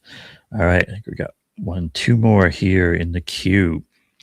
Thanks, Marlon Wells, who says, I heard the water that passes through the data centers is not environmentally friendly, and water also has a memory of its own. I mean, to really cut it down to brass tacks, it's about benefits and costs. You're not just going to get rid of data centers. They are part of the infrastructure of the internet, of how our world works. There's a benefit to data centers. There's certainly a benefit to the big corporations, the billionaires, but there is to anyone who uses the internet. But there's also a cost. And there's also, the financial benefit of these data centers and the whole system of how the billionaire class that owns the mega corporations. They benefit from the whole system. One of the big games that they play in capitalism is to get the benefits while shifting the costs onto 99%, onto all of us. It's up to us to demand that we shift that balance, that we see more of the benefits, and we need to start pulling those costs from the billionaire class. That gets to things like how taxes how taxes are levied and operated. It's a whole slew of things, but that's the basic core of the project. So again, I would classify data centers as more of a tool, and yes, they need to be regulated. There's a lot of NIMBYism also that gets into how data centers, where they're placed. You'll have so what will happen with data center moratoriums and bans is it can play on that kind of NIMBY attitude of, well, put the data centers over there. It's quite possible. It's quite feasible. I mean, data centers can be done in a responsible, regulated, and in a good way. You can find places to place them to the extent, and then you should reward the places that place them. If it's costing them things, then they should get reimbursed. The big corporations that are gaining from the data centers, they should be paying those costs. Government can also have a role on making it worth it for where the data centers are placed. It can be done the right way, but again, it's down to interests. If it's all about the billionaires and their interests, then it's going to be like it is today, this nice dystopia. If we can get that movement going that demands things in the interest of the 99%, it can be better. It doesn't have to be that way. And that's something we should always emphasize. But it's up to us to get organized behind clear demands and make that change. That's what 11 Demands is about. You can check that out at the old 11demands.org. One last one here. Thanks for the super chat. Ira Gordon, who says, we have had data centers since 2000. They were called colos or server farms. This whole AI data center is bullshit. I'm a 25-year plus software engineer.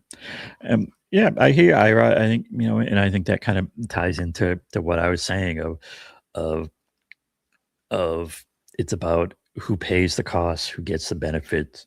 It doesn't have to be this kind of dystopia. It's up to us to make it better. Check it out here on this show. We'll keep talking about all that. And of course, check it out at 11 Demands. Our next live show here will be on Sunday. I think you can, and our usual start time is 5 p.m. Eastern on Sunday. Until then, thanks everyone for watching. Thanks for listening to me ramble for a few minutes. Check out 11 Demands, join the Substacks, and I'll say the usual. Yep, have a good night. Keep up the fight, and we'll see you next time. Thanks all, and peace.